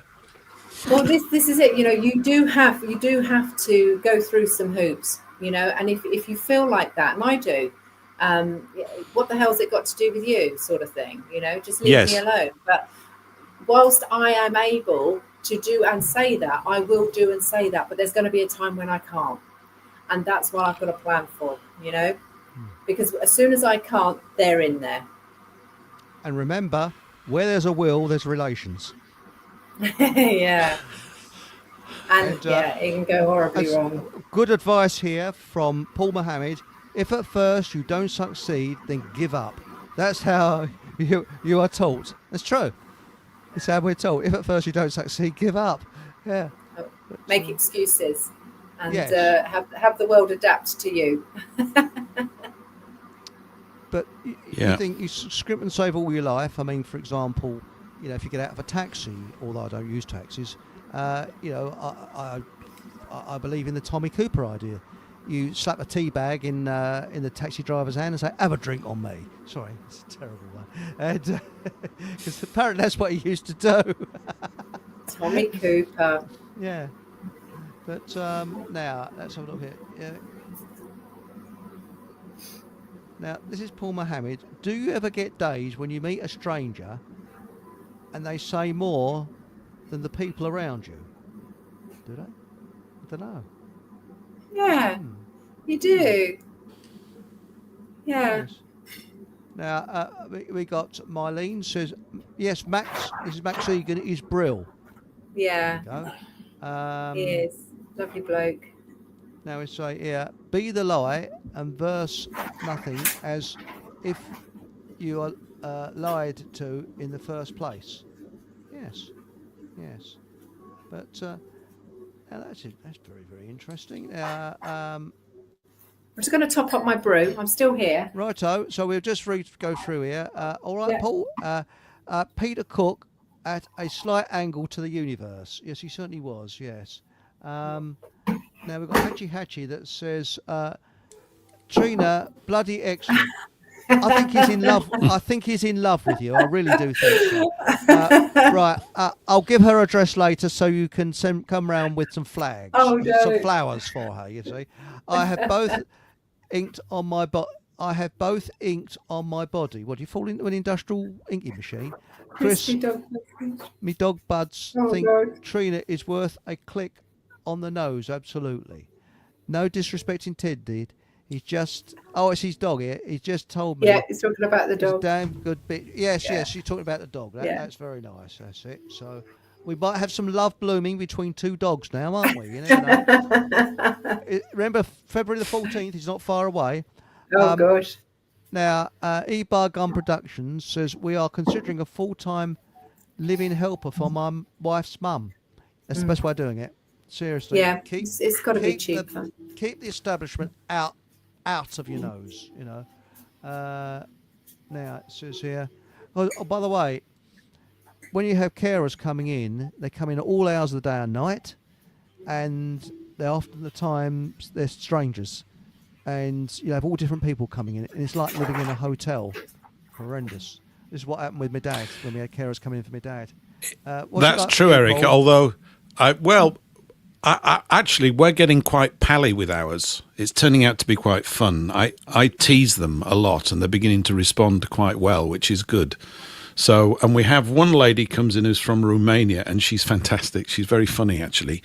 So we've had two companies actually coming here. The first one were okay. I'm being kind, right? It didn't give me a good feeling. The second one, the company, whoever it is, they're pretty good. I have to say, they're very cheery, and we do know when they're coming in because they come in 4 times a day. So it's quite a lot, isn't it? But it's needed, and we probably couldn't operate without them, to be quite honest. So my initial dread about all this has gone away, although it's slightly sort of distanced me from the caring process. But then I've been sort of doing it for 6.5 years anyway, up until this point. So I guess it's just swings and roundabouts. You get lucky or not. Yeah, it's a long time. You must be emotionally, you must be absolutely drained. Seriously. It's talking to cheery chaps like you, Eric, that keep all that at bay. I'm serious, to be quite honest. I just... Oh, I'd not really noticed. Yeah, and actually having her at home with this way, I don't know if I mentioned to you, we have, although they've just stopped recently, we have a community nurse. They used to come in every day. They had to do a little task, and they were fantastic. I mean, seriously, they were really good. It was like the NHS from 1975, whatever you might think that mean. It was just plain better. And our local doctor's great, and he sort of turns up with a bag, and I'm all reassured when they talk properly. Whereas the culture in the hospitals, frankly... It's not good. The people that work in there, they've had a number. I just didn't like it that much. It's much more of a struggle to get a kind of laugh going in the hospitals. Everybody's so, I don't know, anxious about things, and so it's been an improvement. So if someone's out there facing this situation, don't sort of give up all hope on it. You don't know quite what. If you get good people, it doesn't matter what role they're in, coming into your space, it's okay. That's all I can say. And when it's poor people, of course, it's not so okay. But hopefully you get some jolly chaps and chapesses coming in and doing good things. But right now, we've been fortunate, possibly, here at the moment. So I've got to say good things when I see them and hear them. And it has been, all in all things considered, a boon, to be quite honest. So there you go. I'm a slightly positive story today. I know I'm usually cynical and negative, but not at the moment. Yeah. It might have improved because 15 years ago is when my father was being looked after. And quite honestly, they'll be due in at, say, 9 o'clock in the morning, and 3 o'clock in the afternoon they still wouldn't be there. And then they come in, get him out of bed, and then 3:30 they put him back into bed again. I mean, it was just bonkers. It really was. Yeah. And but now I just gave that as a sort of a rough example, but it was horrendous. And now Nuki Brown said, I wonder how many of the Westminster Club have vested interest in care homes. Very good point. Yes, excellent point. Yes. Now Marlene said. Paul, might be an option to try her at home first. My father had dementia and had carers come in 4 times a day. Yes. I mean, your mum might live for another 12 years until you're over 60. And, who knows? Anyone seen comedian Paul Mooney's take on the Queen? X-rated and very funny. Nope, can't say. Never heard of Paul Mooney either, have you? Who's that? No, I've not. Have to look him up. No, it says here, don't give up, cause you have friends. Don't give up, you're not beaten. Sounds like a line from Peter Gabriel and Kate Bush. That's right. Paul said, that's a good point, Marlene. The feeling is my mum would need 24-hour care. Well, to be straight with you, you're a carer 48 hours because even when you're in bed asleep, you wake up. Is everything okay? And you're on duty 24/7. you can't relax. Did you find that, Paul?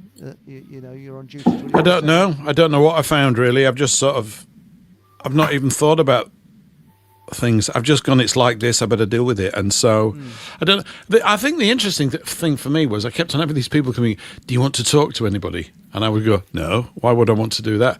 Well, it's really hard. I said, so what? And what's your point? I mean, seriously, I'm kind of like that. I just go, look, I don't understand what you're doing. Well, so I just think we should act like English people from 1883. Seriously, that should be your role model. I started taking extra stiff upper lip tablets, and it works. And I can't see the point. It's not that I haven't had my moments. It's been, but what's the point? No one is me banging on about it. It's terrible things happen to good people all the time, and even bad people like me or whatever. But it's, I think you just have to accept it, really. I mean, you don't for a bit.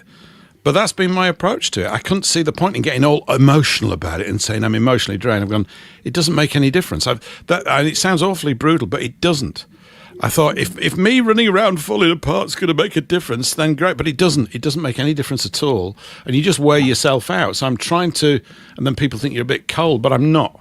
It's not like that at all. I've just thought, if you go that way, you'll wear yourself out. And they all came up to me and said, oh, it's much tougher on the carers. I'm going, I don't want to hear that. I said, what's the point of telling me that?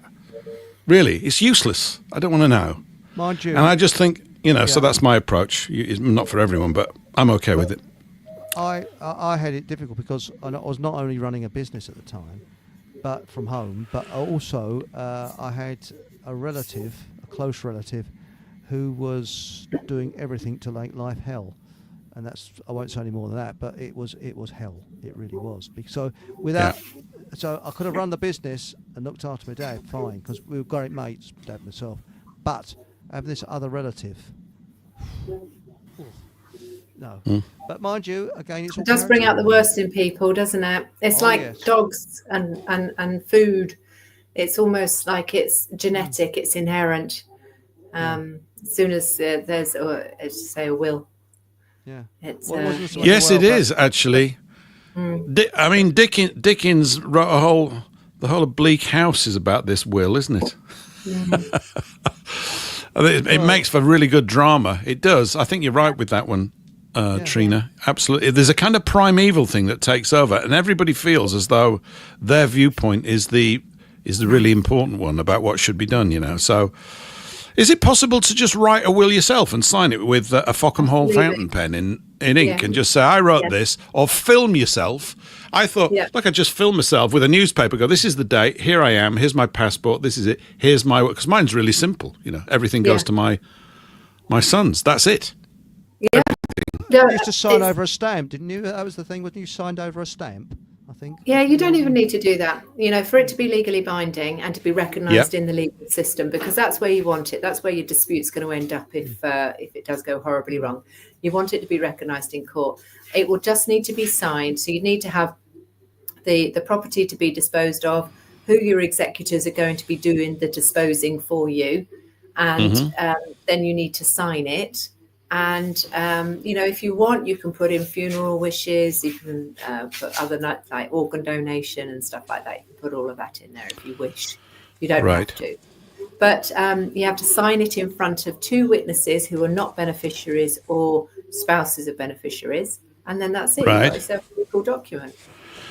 Is one of the things I'm looking at as well is a family trust, and to put everything in there. Is that, I'm quite attracted to this as an option for all sorts of reasons, really. So we've talked about it because it removes this, I don't know if it necessarily removes the need for a will. I'll probably have 4 paperbacks and some old shoes to hand down or something like that when we get to it. And I should be very glad to receive them, you see. But it just struck me, because I remember that there's something about a trust. I just think it gets around certain things, or it's, if the rich and wealthy can do it, why can't we? And there's obviously a good reason why they do it. So, Absolutely. The the poor and unwealthy. We just need a cost-effective way of how to set up trust. And I'm actually due to meet somebody about that very thing, because it could solve an awful lot of problems for me, which I won't go into now. I don't want to make this a personal thing, but there's other things as well. And I'm quite attracted to the idea. It's like making your mark as a family. You go, here we are, this is it. And when I'm dead, you guys will be in it. And then you put your sons in it as they get born, and daughters or whatever, and just keep running it through. Yeah, this is the idea. So, you know, what you would do is you'd make your kids the trustees, you'd hand the legal titles down to them, but you'd retain a beneficial interest in the property because you want to have the legal right to continue to use it, don't you? You don't want them to kick them out and kick you out if you fall out with them. I do a course on how to draft your own, but you can go to a solicitor. You know, it's going to cost you a couple of zeros on that, but you can donate and come on my course. It's a 10-week course. It's an hour every Wednesday at 7. We start again on the 12th. You donate once, come on every time, because I run it a couple of times a year. We're just about to start run 12. We're 3 years in now. And you can draft your own. So you get your templates. You get what I like about drafting your own. If you go to a solicitor, you don't know how to administer that trust. You end up making the solicitor the trustee. And that means that they're going to have to take money from the estate in order to cover their fees. If you learn how to do it yourself, you put all the provisions in that you want, you know exactly what it does, how to enforce it, what it's holding, and you can pass that knowledge down to your kids as well. And then they come on board as trustees, and then they pass it down to their kids, you know, and that's what the Roundtree family have done. That's what the Rothschilds have done for years and years, is just cascading that knowledge down. Yeah. And well, if it's good enough for the Rothschilds, it's good enough for me. 100%. Yeah, no, that's good. I just want to jump in with another really gold nugget of information. Is you heard of the nil rate band for inheritance tax threshold? Anybody? That was one of the, I haven't heard it in those things. That was one of the advantages I thought of a trust, because you're not inheriting it. It's not an inheritance. You're just everybody's. This is exactly it. Now, this is a tax management strategy. It's not avoidance. This is perfectly legal. The nil rate band is £325,000 per person. If you're married, it's £650,000. If you're handing a residential home down to your direct heirs, there's an additional £175,000 per person. So if you've got a married couple, that's $1 million you can hand down. Okay. Now that nil rate band resets every 7 years. So you can gift, if you put it into trust, you can't do the residential. You can, as a married couple, gift £650,000 down to your kids without paying any inheritance tax on it. And then in 7 years' time, do it again. And then in 7 years' time, do it again. Yeah? Because death duty on anything over the nil rate band is 40%. And if you don't put what you've claimed in that 7 years into trust, you're only going to get the one lot. Yeah. Whereas you could get multiple. Yeah. So you dispose of 650,000 out of your estate. Yeah. You've already given it away. That's gone. No longer qualifies as nil. You've got to survive 7 years for each portion. Right. Yeah. But even if you don't survive 7 years, you've got what's called taper relief. So it's quite complicated. Tax and trust is quite complicated, but this is how they do it. I like that. I mean, I'm only £649,000 shy of the £650,000 limit that you talked about. But there you go. You know, hang on, no, Bob's, didn't you?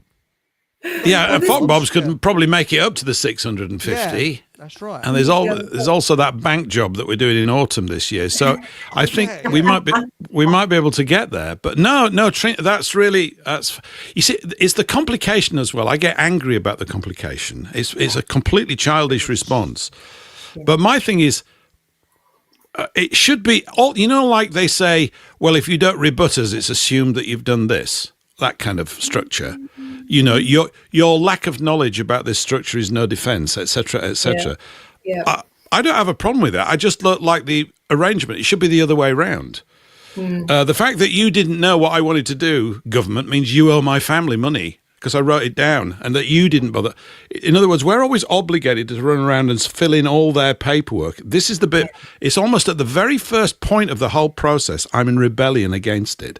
Yeah. It's like, why do they feel they have authority over us? who are you? I didn't invite you into my life. I've never voted for any of it, ever. That's true for me. I've never, ever voted for any of them.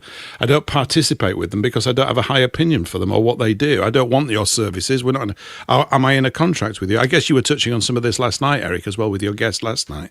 Yes. But nevertheless, I do accept that they've got considerable amounts of power, and I guess you have to pick and choose the battles that you feel you've got the resources to actually win. So entering into a trust arrangement with what you've just said is extremely attractive to my mind, even though there will be a bit of bodily resistance to looking at paperwork. But maybe that's a bloke thing. I think women, I'm not meaning, my wife was just brilliant with paperwork, and I was glad of it. And it's not my strong suit, let's put it that way. I've got sort of like a medical condition. When I'm in the presence of it, I get quite sort of perturbed pointlessly, I guess. It's a bit childish, but there you go. But that's encouraging with the trusts, yes. Now, whenever we're talking about money, I get my posh wallet out. Loads of money, see? And I'll show you, see, there's a fock bob. Here it is, see? Oh my goodness. See? That's nice. And you can and the good thing about Fockham Hall, you see, if you're short of a few bob, you just download them, do what the government does. You just print them off. And we got here's another one. See, so you can print them off and display them everywhere. Yeah. Arranged specimen. Yeah. So you go on the Fockham Hall website and you can download them free of charge. So there we go. But it's funny when I go out to Pete, I get this posh wallet out and I go, oh, and see that look on their face, and then the disappointment when they get it. But actually, Paul, you answered the other poll. Shall we say Anorak Paul? He doesn't mind being called that. Paul, shall we say Anorak Paul said, do you have to pay a fortune for carers at home, as my mum would need 4 or 5 carers a day? And you've answered, and you said, who's this geezer? Paul English Liver says, they do an assessment on your ways and means, etc. That's which is true, they do, yes. They do. It's quite painless. It's not too tricky. It just is what it is. And if you're in a certain situation, there's a lot of help available to you. If you're not, you fork out, you know. So, yeah. Trina, the details of this this is at privatetrust.direct. I'll find them there. It is. Yes, you will. Yes, you will. So Super. we every Wednesday at 7 for 10 weeks. Right. And it's all recorded, so you can go over it as many times as you like. Great. If you can stand to listen to my voice over and over again. Oh, I can. Yes, I think I can do that. I think I could do that. Yeah. Paul says, maybe I could Fockham Hall start a Wheel Fockham service. Hall wheel service. Yes, and Sounds what good. you do is you say, I give all my money over to Eric. You see, it's very, I'll show you how to do it, you see. And There it is. That'd be very, There's that base instinct where there's a will. or to join the Fockham Hall wheel service, you open your wallet and you say, I'll pay out to you. You see, and I just. But now, Yuki Brown said, Yes. "Did I hear right? You can arrange your own trust." Absolutely. Yes, you can. And it's best to, because then you know exactly what to do and how to do it and what it does. And, you know, if you make it so that your trustees can continue to accept assets into the trust, you can put new assets in. You know, you can dispose of old assets. You're always keeping that protection going as your estate grows or diminishes. And now, Ebar Gum Productions says, Trina, can I join the next course, please? Yes, you can. Yes, you can. So if you drop us a line, there's an email which is inquiries. Hang on a minute. Direct. I can put he's that. doing his thing. Yeah, that's that. Would you like a little your email going along the bottom? Yeah, like a on. ticker thing. Yeah, hang on. So we say, was it? So the email. Oh, very swish. It is, isn't it? Right. So far away. It's inquiries at privatetrusts.direct.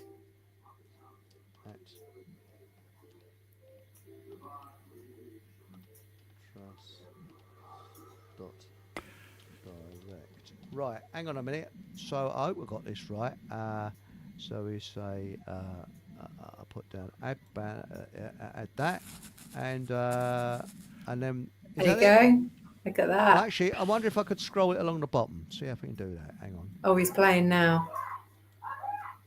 Oh, he ain't doing it. Oh, you can toggle. Go on. He's- I'll have to toggle it. Hang on. Are you toggling. toggling again, Eric? Steady. toggling. Yes. I'm Stop toggling. Yes. Oh, I've done it. I've done it wrong. Anyway, we'll have to have it stable like that. All right. So, Fine. yes, Yeah, I like toggling you there. Yes. That Always email been goes toggling. through to our that email goes through to lovely Fiona, and she'll look after you. And we do. Oh, I'll have a send an email then. We do have a suggested donation on the website, but if you are in financial hardship, struggling, or if you need anything, just let us know, because we prefer people to have the knowledge than miss out because they can't afford it. To say it's a donation. So, Well, I've just flicked back to the other one. Do you I'll accept see- Fock Bobs yet? yeah, we accept Fock Bobs. They're redeemable against all sorts of 15 services and Fock things. Yeah. Yeah. But seriously, we do accept Bitcoin, and we also do it in equity as well. I've helped people for cacao, for shungite, for joinery services, for all sorts. Yes, I think equity is the best way. Right. I've never heard that called equity. I suppose I'd just call it swapping stuff, really. But it's equity, is it? What is equity? You're Do you know what it balancing. is? Yeah. so What is it's equity? Is it? It means to balance, does it? Yeah, it's to balance it out, isn't it? To have equal consideration. So it's kind of equality, isn't it? I know fairness doesn't exist in the real world, but you there we go. Wow, look at that. I'm bedazzled. Yeah, that's some of the best, Smug Eric. bit, yeah. Eric, that's some of the best toggling I've ever seen. That Oh, I'm a toggler, you know. Hey, you're a right. top toggler. He's a top toggler, that Eric lad. Grand. Don't tell Starmer, he might ban it. You never know. We can't have toggling, you know, on the online. There's too much toggling taking place in Britain. Yes, absolutely. Talking about trusts, you see, it sounds word like trusts. Now, it's not. It's a totally different subject, but I thought I'd just drop this in. As you may not know, I had 3 uncles that were stand-up comedians, and their father was a comedian as well.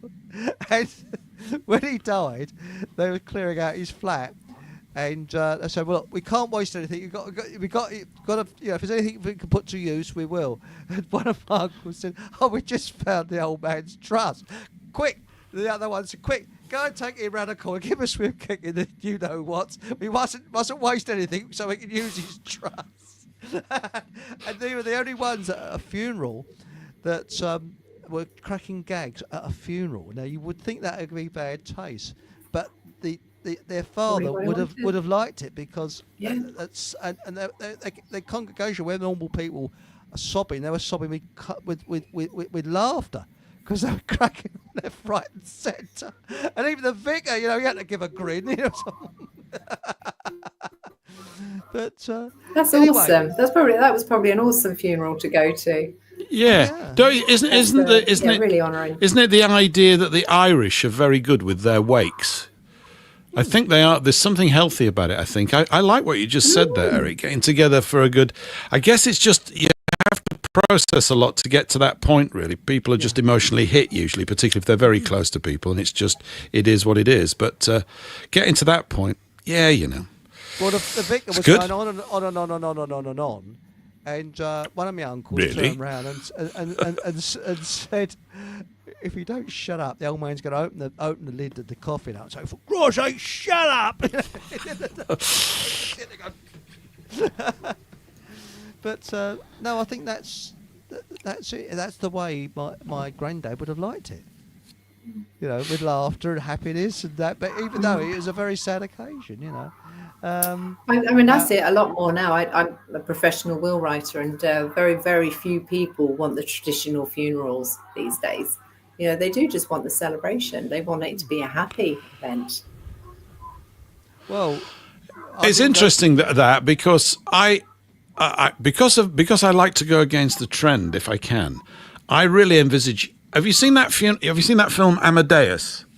yes. Oh, God, years ago. So you know the film. funeral scene that's in it with the organ and everything and everybody in black and that. Yeah, I want that. I was telling you, I want that. I want one of those. I want one of these enormous black heavy things with a massive cathedral organ. And that'd be good, wouldn't it? We're going to the old-fashioned stuff from 1786 or something like that. So anyway, I can't afford it because I can't spend. It cost me £650,000 to get buried like that, probably. So You've only got 4 books and some old shoes. Dad's blown all the trust on his bloody funeral. Well, it's a bit like a funeral where there's a bloke walking along with a dog, and there's this great big queue of people. That fella goes over to this chap, the head of the funeral, procession. He says, "Is this dog?" He said, "What?" He said, "Why is there so many people?" He said, "It's this dog. It's a very special dog." He said, "Really?" He said, "It's my mother-in-law that's in the coffin." He said, "And it's savaged her to death." He said, "Really?" He said, "I wouldn't want a dog like that." He said, "Get to the end of the queue." Sorry, it's a terrible joke, isn't it? that is pathetic, one. That's a really old one. But Paul suggests, he said, could sell your body for some extra cash. I think you might get 5 pence for mine, or 50 pence on a good day. Now, we got Nuki Brown said, surely it is in Paul's situation, attendance allowance could be claimed. Yes, it could be. Yes. Now, Nuki Brown says, you always find out too late. I could have saved £1,000. Oh, did you buy one? I think he was talking about you could write your own trust. No, he's talking about attendance allowance. Oh, attendance allowance. Okay. Yes. Now, we've got here, fair play, Trina. It is great to share the knowledge, as knowledge is power. Equity is the way forward. One man gets paid for his work in a manner agreed by both parties. Yeah, absolutely. Now, Paul has said public toggling is very suspect. Got to be careful with that public toggling. Oh, yes. I mean, you can see a bit of toggling going on down there, isn't it? That's good of you. Thanks, Paul. Take the thumbs up. Thanks, mate. And I remember his last words. Shit, a bus. Sorry.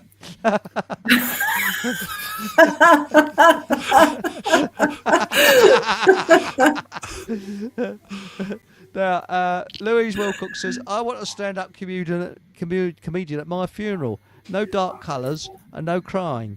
Loud music is a must. Celebrate me, don't cry over me. Well, as they always say, the old saying is a funeral is for the living, not for the dead.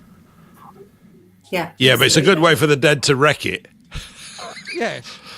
It's a good way for the dead to ruin all the living's day. Especially by lifting the lid up and saying, I'm not dead. Oh, shut up. I'm not dead yet. Absolutely. I'm feeling better. No, you're not.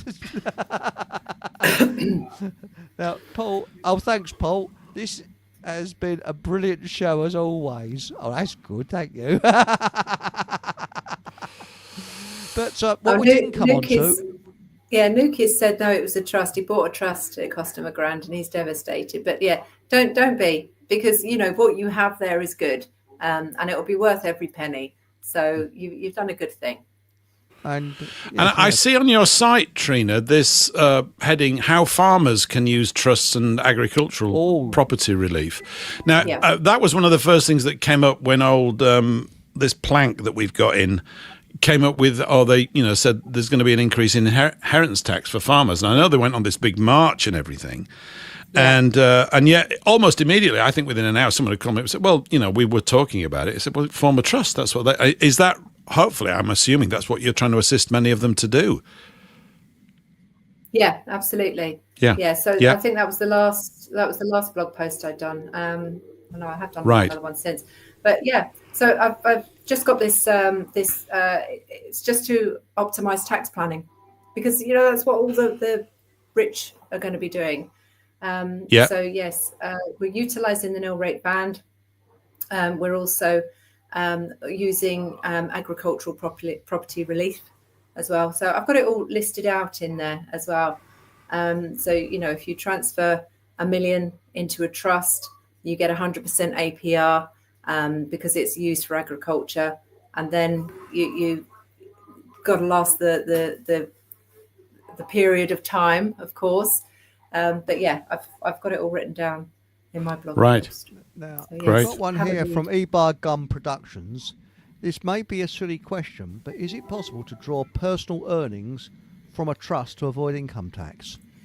The best way to be tax efficient is to utilize a trust so that you don't need as much income.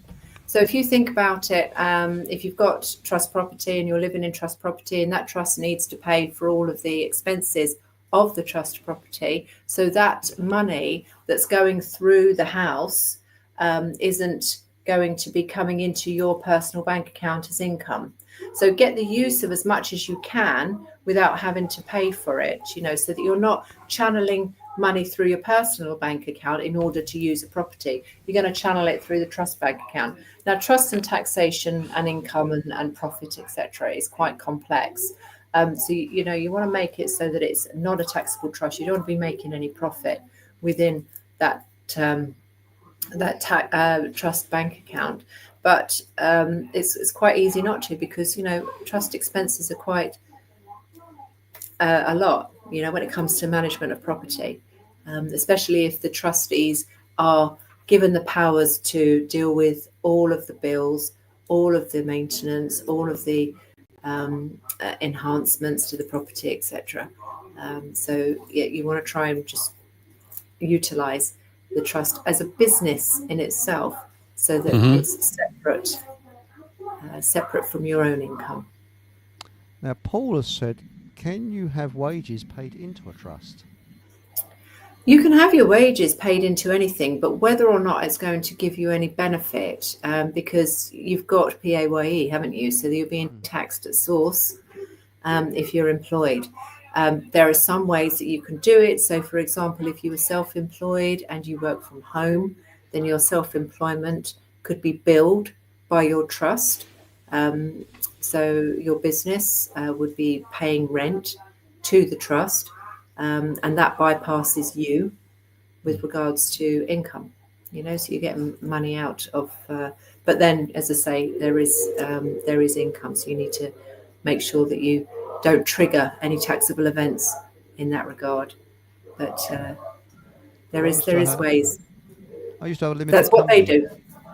I used to have a limited company, and but the trouble is you got a double whammy, because you had to pay employees as well as employers national insurance, and the company only had one employee. You know who that was? Me. It's really weird, because I was the director as well as the employee. Well, I have I'm employed by my own self-employment as well, but I don't earn enough to actually trigger those taxes. No, but the thing is, this is a limited company, and with self-employed is something very different. You're self-employed, but a limited company, you have to be an employee of your company, and that's where you get this double whammy. And you have to, by law, have an accountant. You can't do it without an accountant. It's the same. It's exactly the same, because PAYE is PAYE. You register as an employer, whether you're self-employed or as a limited company.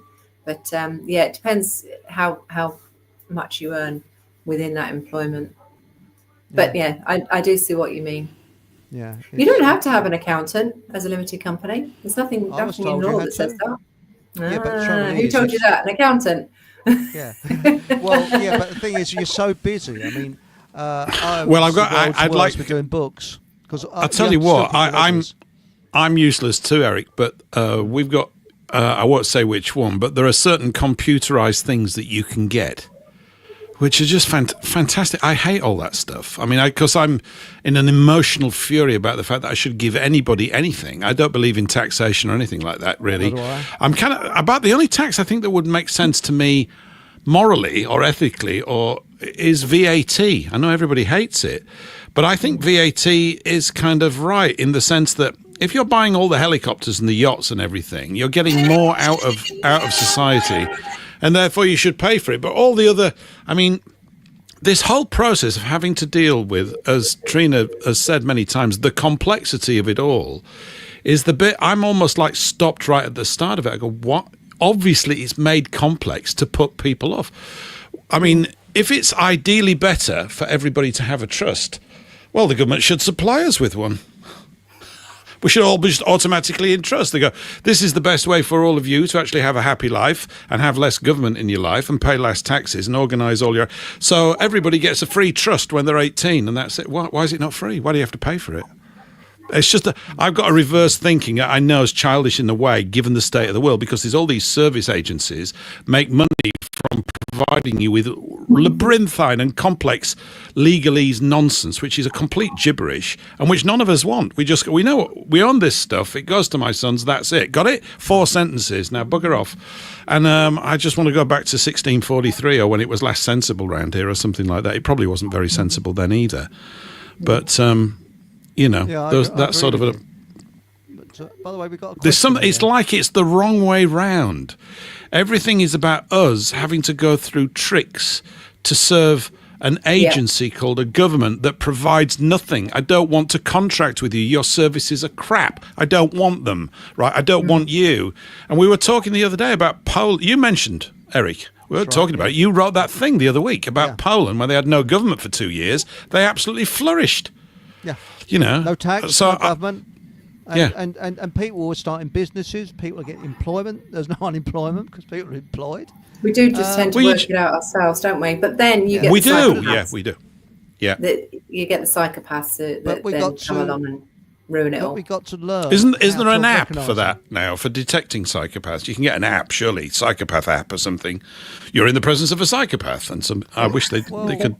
That's what they sets need. off a klaxon somewhere. Yeah. Oh, it says here on my phone that you're a complete lunatic. I'm sorry, I've got to go. Yeah, sorry, but. I don't remember who it was in chat. Was it Louise? One of them. Somebody, but a very good person. I'm sorry if I got the wrong person. Said that they can have a blood test now to see whether a person's a psychopath or not. And apparently said they'd scan their brain. But not all psychopaths are harmful to human beings. It's only a small percentage of them are. Because a lot of them are harmless. There's a lot of surgeons that are psychopaths. There's a scientist who is, and he admits it. He's a bit of a laugh. He is, but he says he doesn't give a monkeys if he upsets someone. That's it. And these surgeons, if someone dies on the operating theatre, it's on table. It's what's for lunch? Well, it's probably a good thing when you think about it. These guys, if they were sensitive, like you and me, Eric, and Trina, and all the people listening, but if they were, they'd be emotional wrecks. How are you? I mean, maybe some of them really do suffer from it. So it's a very interesting thing that you bring up there. I know you mentioned it the other day, and it's likely to be true. Yeah, so we're talking about a subset of a subset. A subset of the psychopaths world. Oh, no, I'm a good psychopath. This is an evil one. What? Yes, I'm an evil psychopath. You don't want to be let loose with me. It's sociopathic psychopaths that are the worst, aren't they? Well, they're good at dividing and ruling. That they are genius at divide and rule. And that's how they've kept their power base, by divide and rule. They do it all the time. And that's how the empires are made, by divide and rule. Whilst you've got the natives fighting against each other, you're in power, aren't you? Do you think nature gives us just the right amount, a liberal sprinkling of sufficient evil psychopaths to keep everything in turmoil? Do you think that's it? Do you think it's part of the system? Have they always been with us? It would seem as though they have. This kind of odd, and not everybody's nice. I don't know. Maybe the really bad ones are bad because they've got the opportunity. Maybe it's a rare combination of hideous talents that come together in certain people. I don't know. Well, I often, whilst I'm eating my breakfast, I look at YouTube, and there's a lady that's going around the world on a motorbike, and a lot of lovely people she meets. Really breaks down in the middle of nowhere, and someone will come along and help her out. Really lovely people, and she's in the Middle East now. And everywhere she goes, they don't accept payment for anything. I said, no. They fixed a motorbike. Yeah, no, it's okay, free of charge. And she goes to a vendor to get some food. Oh, no, it's okay. Yeah, welcome to this country. Now, I really do believe that 99.9% of people are bloody nice people. Yeah. It's only the small 1% something of a 1% that are the arseholes. That's it. And I think that is what's making it bad, because one thing I do notice about psychopaths, they always create suspicion, so people are suspicious of each other. Yeah. And they create an atmosphere, which and if you tell them that they've created an atmosphere, they flip. They really do flip. Well, you call them out, don't you? That's right. Absolutely. Now, there's a personal question here, and we're going to do a little bit from Crocodile Dundee, I think. Now, it says, got to ask, is that the biggest mug ever, Trina? Oh, yes. This is pretty much a bowl, isn't it? I like my brews. Hang on. You call that a mug? Yeah. Call that a mug? That's a mug.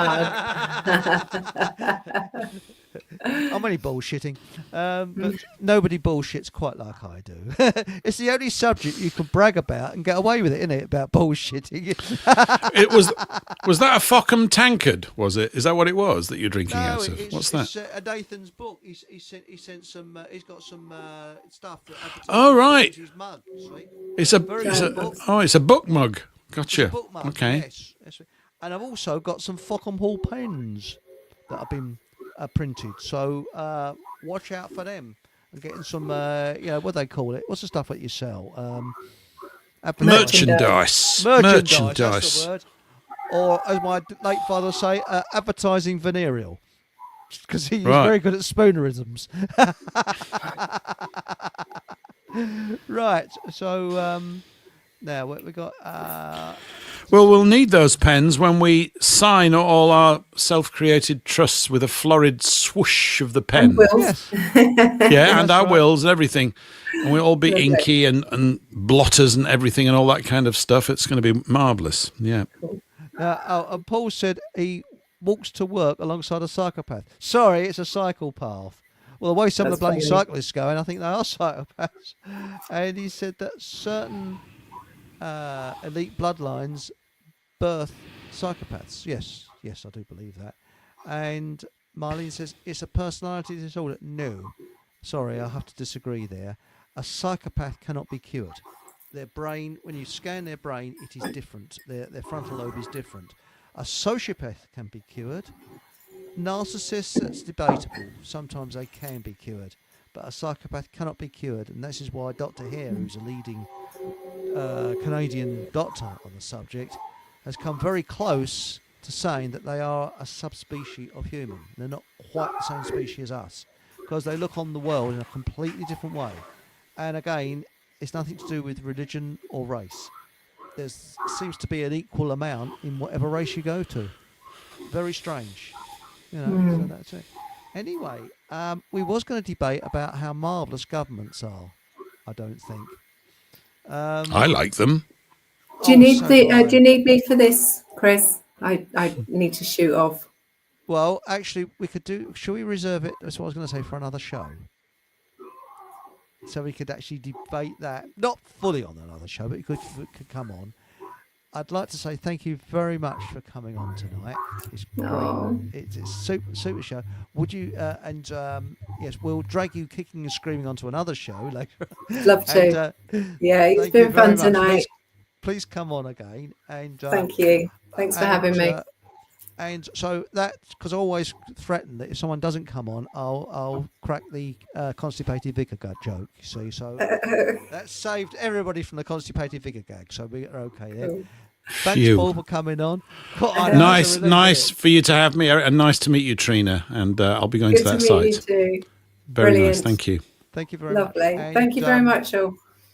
And all I was going to say is you can join Paul on some show, isn't it? You got on Rumble. Yeah, Paul? you usually rock up and try to tell the constipated vicar joke, but we I know. normally manage to get you away from the microphone just in time before it rolls out across the airwaves. Thursdays 8:00, yeah, on Rumble, Rumble. and Paul YouTube and all English. over the place. Paul English Live. Yep. That's it. And as I say, all it leaves me to say is, whatever happens, have a bloody good laugh and good night. Thank you very much. And if you could kindly put your thumbs up, that would be very, very helpful. And if you haven't already subscribed, please do. It really does, help a lot. And if you're feeling particularly generous, you could buy me a coffee. Details are down in the description box. And of course, there's a website, all the W's, fockenhallradio.com. That's long here. And why not pop into my Telegram channel? Again, details are in the description box. And also, you could also have a look at my Facebook page as well. That's also in the description box as well. Thank you very much. And good night. Or if you're elsewhere in the world,